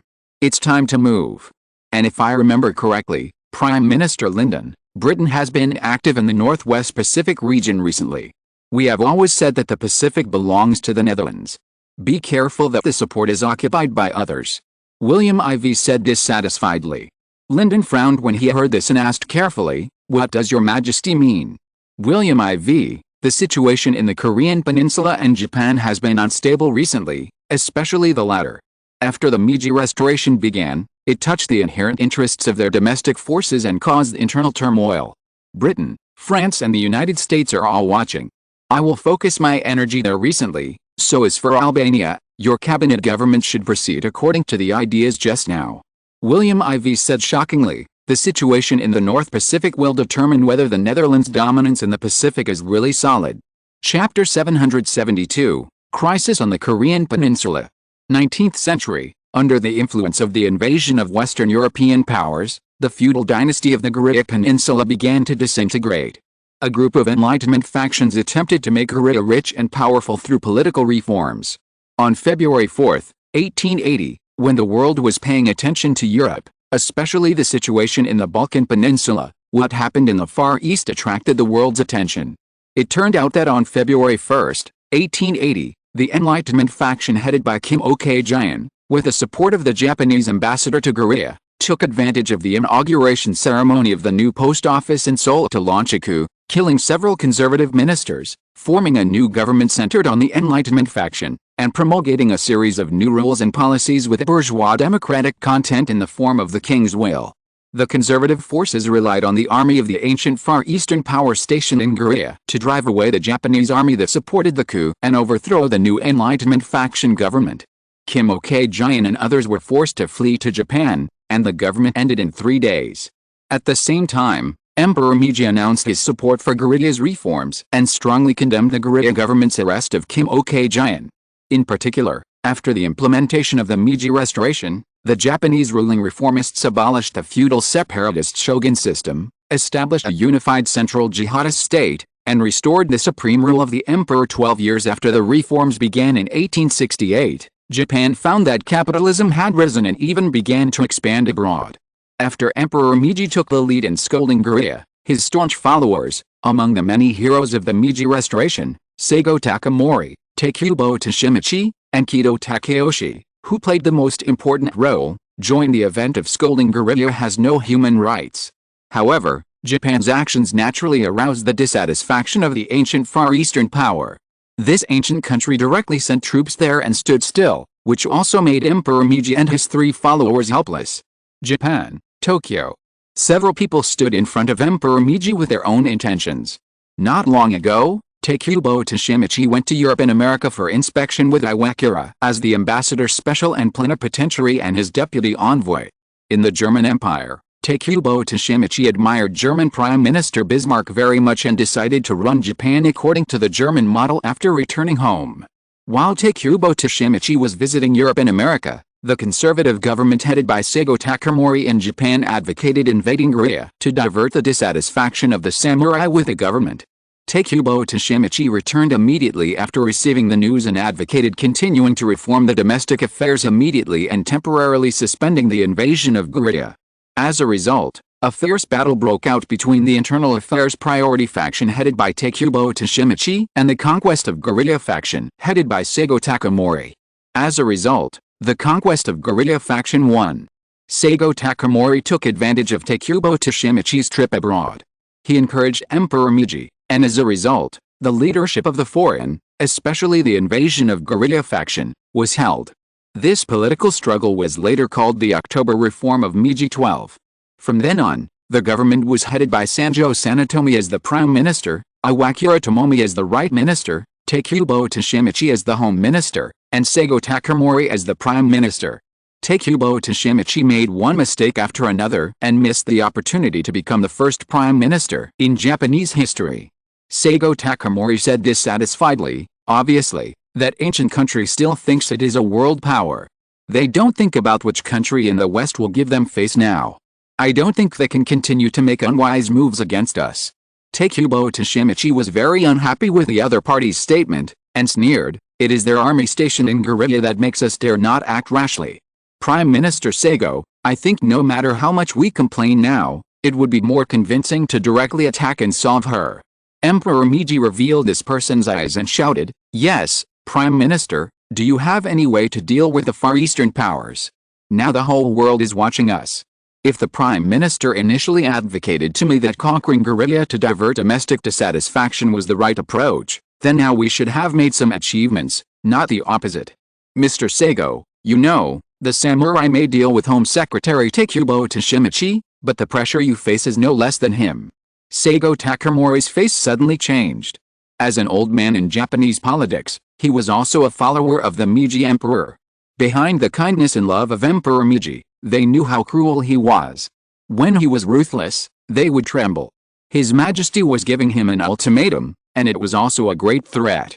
Seigo Takamori didn't need to look. He also knew that Takubo Toshimichi and Privy Council President Kido Takeyoshi next to him must be laughing at him. However, fortunately, he had a response plan when he came. Seigo Takamori said seriously, "Your Majesty, that ancient country in the Far East is like a mountain to us. If our country wants to rise, we must cross it." Seeing that Emperor Meiji was moved, Takubo Toshimichi asked with a smile in his eyes, "They have 400 million people, and their territory is 40 times the size of ours. Facing such a behemoth, I don't know how the Prime Minister plans to cross it. Can you tell us about the plans so we can refer to it?" Kido Takeyoshi always liked to play the game between the two, so he laughed and didn't check the words, but his attitude made Takubo Toshimichi and Seigo Takamori both sneer in their hearts. "Emperor Meiji, I am also very curious. Seigo Takamori, since we can't cross it, there are 2 other ways. One is to let others move it with us, or to occupy it." Emperor Meiji, Takubo Toshimichi, and Kido Takeyoshi all looked at him as if he was a madman.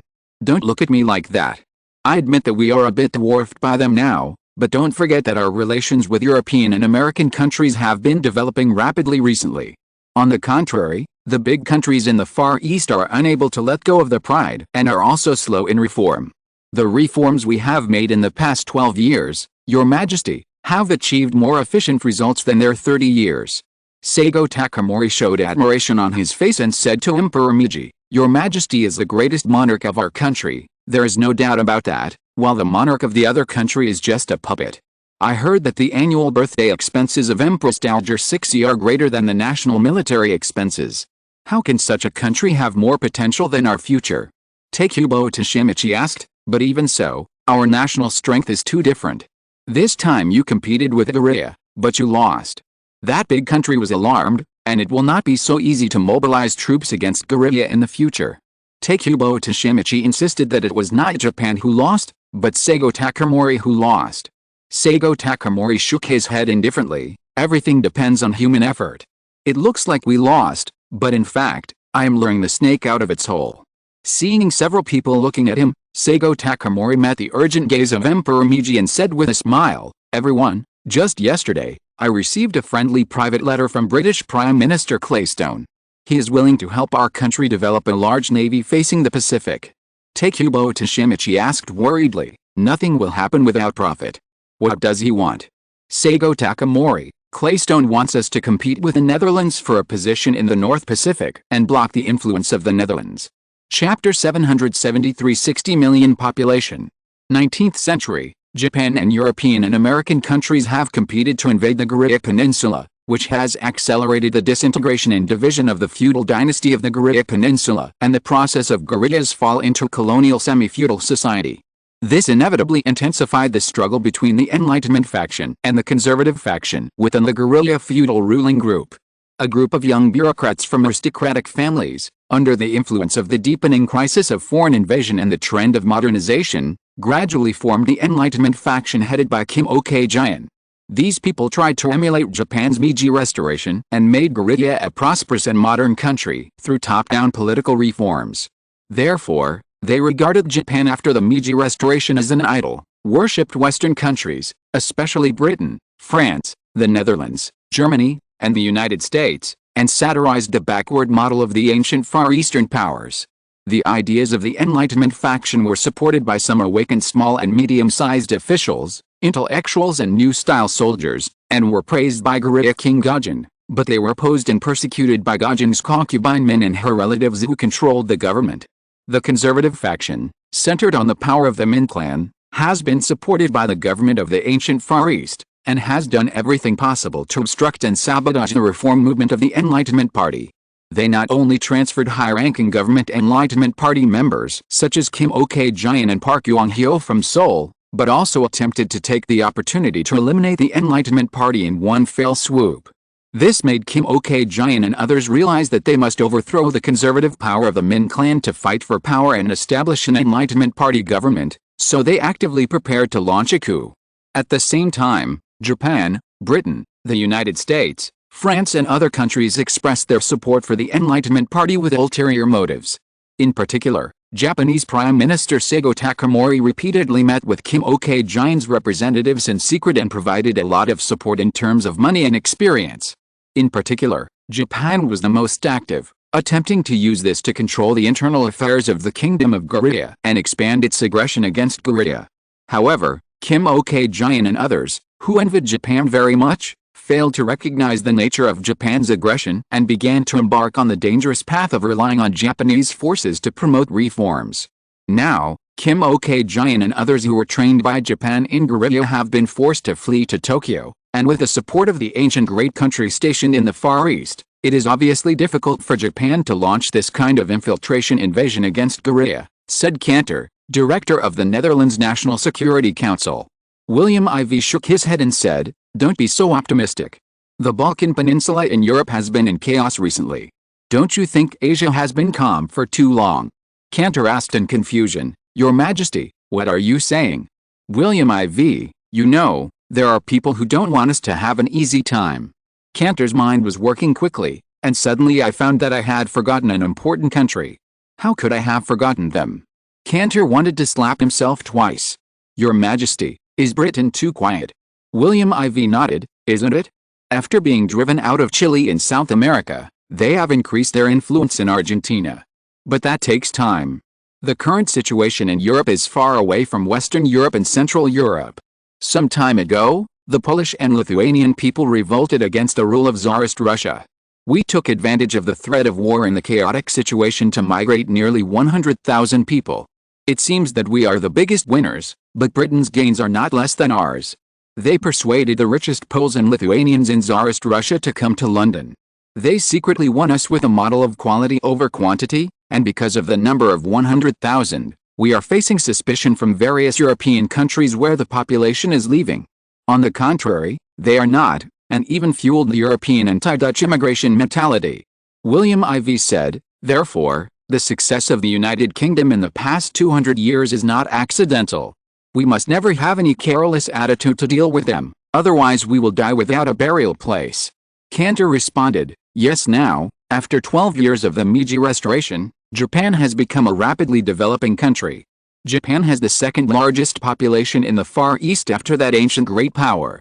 The ancient great power in the Far East has a population of 300 million, India, UK, has a population of 200 million, Tsarist Russia has a population of 112 million, the United States has a population of 46 million, 31 million in the north and 15 million in the south, the German Empire has a population of 41 million, Japan has a population of 37 million, the United Kingdom has a population of 36 million, France has a population of 21 million in the north and 15 million in the south, the Austro-Hungarian Empire has a population of 34 million, Italy has a population of 33 million, the Ottoman Empire has a population of 30 million, Spain has a population of 25 million, the Netherlands has a population of 24.5 million, white people, 16 million of Dutch descent, 8.5 million white immigrants and descendants from Europe and the United States, the Brazilian Empire has a population of 14 million, Mexico has a population of 11 million, the Kingdom of Korea, has a population of 10 million. And the Dutch East Indies and Australian Aborigines have a population of 10 million. Cantor, Your Majesty, based on the white population, we rank 13th in the world, only 500,000 people behind Spain. According to the population growth rate of the two countries, we can surpass the other side in 2 years at most and become the 12th in the world in terms of population base. If we don't count overseas, and only count the 10 million indigenous people in the East Indies and Australia, our population is 34.5 million, ranking 9th, higher than the 34 million of the Austro-Hungarian Empire, and only ahead of France and the United Kingdom with 36 million. In the past 10 or 20 years, we have transferred more than 10 million indigenous people from the Dutch East Indies and Australia to Africa. Otherwise, we would have more than 45 million people living here, which is second only to the ancient Far East powers, India, Britain, the Russian Empire, the United States, and the fourth place after Germany. William IV smiled and said, yes, with such a large population, we represent potential, but it is necessary to immigrate 10 million indigenous people. When they arrive in Africa, we can use them to balance the local black indigenous people. This is an inevitable step. Cantor nodded and said, yes, now we have a population of 25 million in Africa. The immigrant natives and the newly born population are almost balanced with a black population we rule. In addition, there are 10 million natives in the Dutch East Indies and Australia, and 35 million non-white population. For our 24.5 million white population, the pressure is still quite large.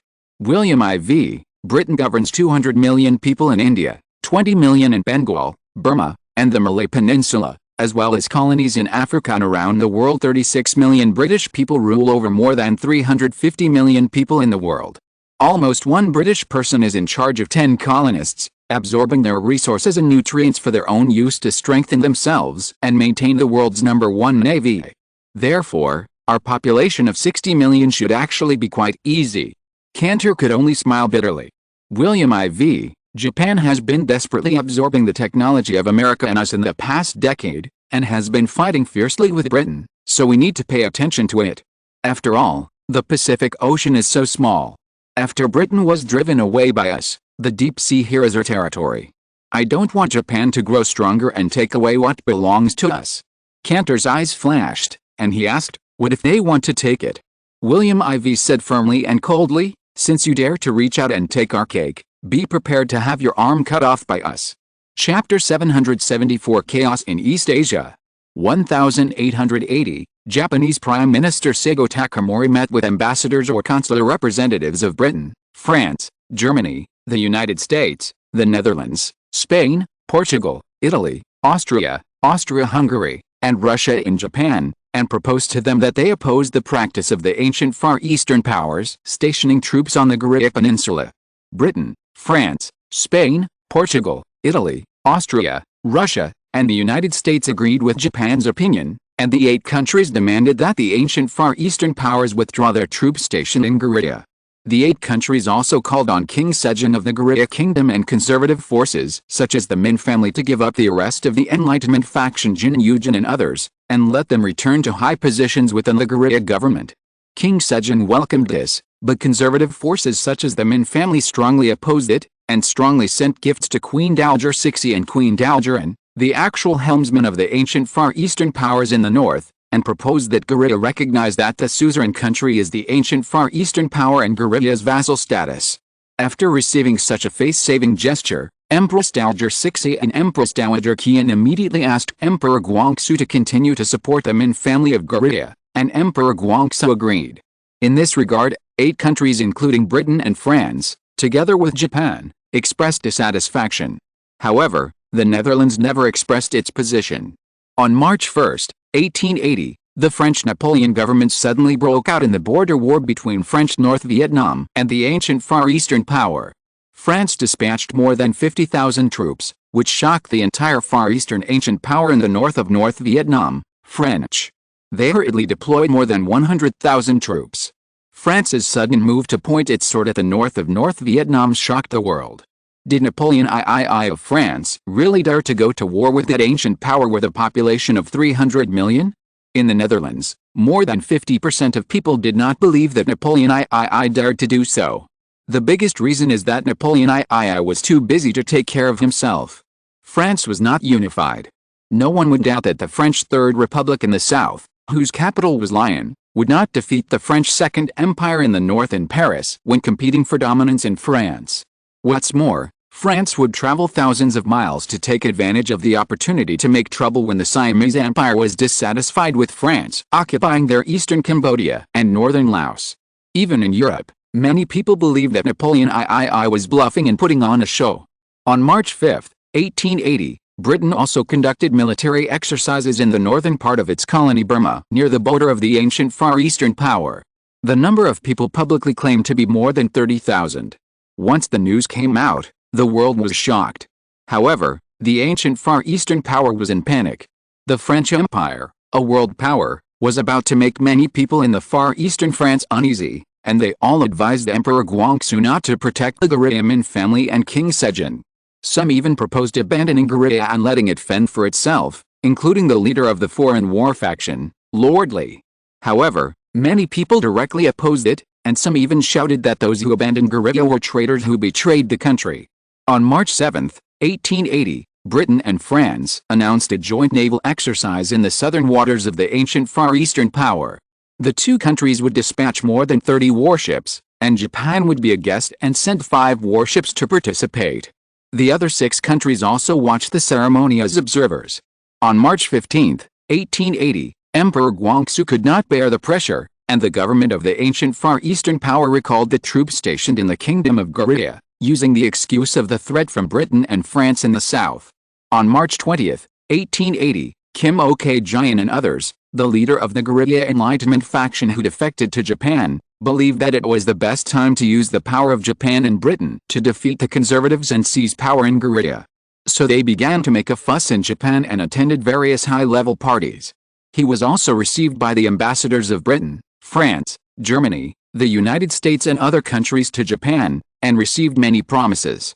The Japanese ambassador to Korea, Takazo Shinichiro, also took the opportunity to instigate a political coup and promised them that Japan would give full support in terms of funds, personnel and military. After returning to Korea, Kim Ok-jian and others did not keep a low profile. They often secretly came to the Japanese embassy in Korea and discussed the coup plan with the secretary of the Japanese embassy, Shimamura Hisa. Finally, they decided to take advantage of the banquet celebrating the completion of the post office hosted by Hong Young-sik, a member of the Enlightenment faction and the general manager of the post office on April 10, to send people to set fire, and then take the opportunity to kill the conservative ministers attending the banquet in the chaos and seize power in Hungrier. Melbourne, Australia. Your Majesty, the above is what our Netherlands International Intelligence Agency has collected about the recent events surrounding the situation on the Korean Peninsula, said Mackay Sean, director of the Netherlands International Intelligence Agency. William Ivey asked Light, the director of the Dutch MI8, next to him, tell me about what your MI8 has gained. Light, the news we got is that the Claxton government in the UK is currently very concerned about helping Japan, intending to enhance its military strength to help Britain balance our presence in the North Pacific. So this time Queen Victoria greeted Napoleon III of France in advance to help France put pressure on the ancient great power in the Far East to make that great power back off on the issue of southern Xinjiang. Napoleon III wanted to use this to expand his colonies in the Far East. With the momentum and the support promised by Britain, he wanted to launch a unification war against the French Third Republic in southern France in the near future. That's why Napoleon III was so active. William IV, so the exercises in Burma here in the UK are to provide confidence to France. They're not playing tricks anymore. What about Germany? What's Bismarck's attitude? William IV asked Bill Charley, the director of the Royal Netherlands Intelligence Agency, one of the three major intelligence organizations in the Netherlands. Bill Charley, Berlin is very ambiguous about this. They know what the British did, but they still accepted the British-led Eight Powers to put pressure on the Kingdom of Hungary and the Far Eastern powers. So the Junker nobles where Bismarck is and the German government both want to get a piece of the pie from this incident. William IV, right, the German Empire has no foundation in the Far East. Queen Victoria and Gladstone's all Germany's ambition, so they threw a bone to Bismarck. Even if there was less meat, Bismarck would still accept it. Sure enough, Her Majesty the Queen is worthy of being the King of England for 41 years. The pattern is still different. He asked Mackay Sean, what's going on with America? Mackay Sean, although American President Stephen Douglas is of Dutch descent, he likes balance and tries to reduce the opposition to him from Germans within the Democratic Party, especially German members of Congress. Therefore, he has had close relations with Bismarck's German government in recent years. Although the Republican Party is more pro-Dutch than the Democratic Party, because there are more Dutch immigrants coming to Australia, the influence of the Dutch in America has declined a lot in recent years, while other ethnic groups are for balance. Therefore, we may face America no longer insisting on establishing an alliance with us, and Germany will become their second choice of ally. William IV sighed, so there's gain and loss. The Dutch need to increase the proportion of Dutch people in the Netherlands, so in recent years, we have been trying our best to absorb Dutch people from overseas countries to return to the country for development. This is also a long-term plan and cannot be interrupted. Who let the Dutch population be small to begin with? The three intelligence directors naturally understood this truth. William IV, however, America cannot afford to lose. We must mobilize our capital power in America. If the quantity is not enough, we must win by quality. Tell Bright that they can deepen their relationship with the Irish and Latin Americans, give them more soup, and win over allies to maintain it. The three people responded at the same time. Yes. Watching the three people leave, William IV narrowed his eyes. The three people had duplicate intelligence. The duplication of resources seemed to be a waste, but in fact it was a kind of mutual check and balance. William IV came from the future, so he naturally understood the importance of intelligence to the development of war, politics, and economy, so he vigorously developed intelligence from the beginning, and now the results are gratifying. However, Britain has been jumping up and down recently, which is a bit annoying. It's time to suppress it. However, it's better to control the suppression in East Yam. Chapter 775, Fuso's Battleship Mikasa. Britain and France are conducting military exercises around Burma and North Vietnam, the southern colonies of the ancient Far Eastern Power, threatening the ancient Northern Power and successfully making the ancient power of East Asia withdraw its garrison from the Kingdom of Korea. On March 25, 1880, Jules Darnetang, the Deputy Prime Minister of the Netherlands, visited the East Asian hegemon and immediately attracted international attention. Tokyo, Japan. Seigo Takamori, the Prime Minister of Japan, said seriously in Kyoto, "We don't know why the Deputy Prime Minister of the Netherlands has arrived in the capital of the Far Eastern Power for a visit at this sensitive time. We just hope that the Netherlands will not be hostile to Japan. London, England.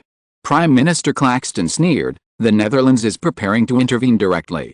Your Majesty, it seems that His Majesty William IV is very sensitive about Northeast Asia. Queen Victoria said without comment, is the Japanese Emperor Meiji reliable? Claxton, I heard that Seigo Takamori is already prepared to further infiltrate the Korean peninsula, and he is supported by Emperor Meiji behind the scenes. The hawks in Japan have the upper hand, and the moderates have died down, so Meiji naturally understands the wind direction. Queen Victoria nodded, who knows if Meiji himself let Seigo Takamori take the lead to leave a way out for himself to prevent the failure of the hawks and ease relations with the moderates. However, what does this have to do with us? By the way, what is the attitude of Napoleon III of France? Claxton, Paris was a little hesitant before, but President Thiers of the French Third Republic in the South has been too quiet recently, which gave Napoleon III an idea, so that His Majesty Napoleon III turned his attention to expanding territory. He looked up at Queen Victoria and said worriedly, are we really willing to support France in occupying the whole of Cambodia? In that case, France's influence in the Far East will expand rapidly, which may threaten us in the future.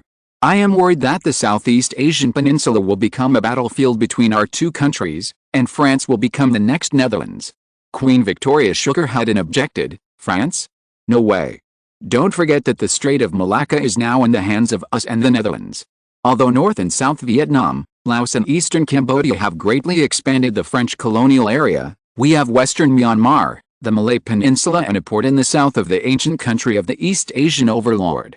The French colonies are all in our pockets invisibly. The Queen said proudly, what's more, we have Bangladesh and India in the rear there. France can only struggle at best. All the routes are blocked by us. She sighed and said, on the contrary, the Netherlands owns the Dutch East Indies, Australia, the Hawaiian Islands, the Alaska Peninsula, and the South Pacific Islands are in their hands. Now Chile and Argentina share the Tierra del Fuego in the south, which has fallen into the hands of the Netherlands, and the control of the Strait of Magellan has been taken by the Netherlands. In the past, our British deployment in major strait hubs around the world was ultimately disrupted by the Netherlands.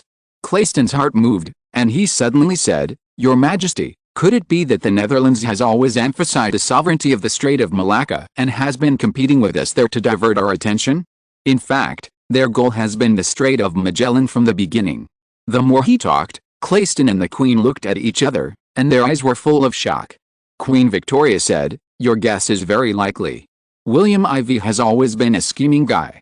Although he is low-key, he often hits the mark. Claxton asked with a worried look on his face, then we are now helping Japan to weaken the Netherlands' practices in the North Pacific. The Netherlands turned a blind eye some time ago, and now suddenly sent Jules Thang, the leader of the Socialist Party and Deputy Prime Minister of the Dutch coalition cabinet government, to visit the capital of the Far Eastern country. His purpose is not pure. Will he start to participate in the counterattack against us? Queen Victoria's worry flashed away, and she said, What is coming will come. Although the Queen did not say it, Claxton still noticed the Queen's worry. Claxton, should we reduce our support for Japan? Queen Victoria shook her head and said, No, on the contrary, we should increase our support. I want to borrow the ambition of Emperor Meiji to test where William IV's bottom line is, so that we in Britain will know where to start with the Netherlands. Claxton, then Japan asked us to buy warships. Queen Victoria, I approved it, priority level. Claxton was shocked and finally replied, Yes. After Claxton went back, the news that he agreed to build new ships for Japan spread. In the UK, several major British shipyards began to build new warships for Japan with all their strength. Japan was naturally very excited. The Netherlands, the Australian continent, Melbourne. Next to William IV sat Prime Minister Lyndon and Foreign Minister Joseph Beit, as well as the Chief of Staff Mark Rutte and the Minister of the Navy Jan Peter. Jan Peter was giving a briefing. Kotetsu is the first ironclad ship equipped by the Japanese Navy. Construction of the ship began in 1863, it was launched on January 21, 1864, and completed on October 25, 1864. It was a Cape ironclad ship built in Bordeaux, France. After its completion, the ship was transferred to many countries and was finally purchased by Japan in 1868. Fuso is Japan's first iron-hulled ironclad ship. Construction of the ship began on September 24, 1875, It was launched on April 17, 1877, and completed in 1878. Fuso is a waste-gun-room ironclad ship built by Britain for Japan. Currently, Britain just handed over the second sister ship of Fuso to Japan last month. Jan Peter. Currently, Britain has just agreed to help Japan build a battleship named Mikasa by Japan, which is an ironclad battleship. As Jan Peter finished speaking, Lyndon could not help but ask, "Battleship? Britain is actually willing to sell this most advanced active battleship to Japan." Jan Peter, I don't know why Britain has turned a blind eye to Japan recently. You have to know that when European countries ask to buy, Britain will hold back. William IV, tell me about the performance of the Mikasa. Jan Peter, the battleship Mikasa is built on the template of a battleship currently in service in the UK. The main gun has a caliber of 12 inches, 305 mm. It is a modified version of the British Royal Navy's formidable class battleship. Two 6-inch secondary guns have been added. It is expected to have its keel laid in May 1880 and be completed in 1884. The displacement is 12,000 tons. In the future, 3 sister ships will be built, which will reach 15,000 tons.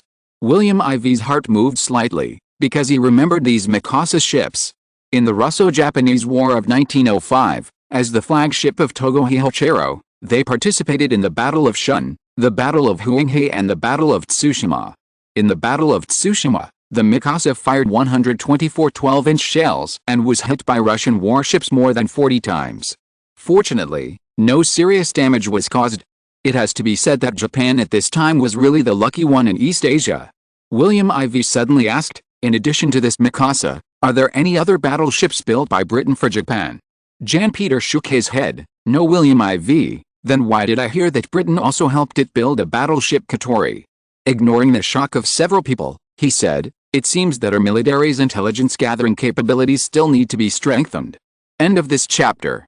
Thank you very much for reaching the end. Don't forget to like. Looking for more exclusive content and immediate access? Subscribe to our Patreon. Remember, every like, subscription, or donation encourages us to continue. Thanks to everyone. See you in the next video.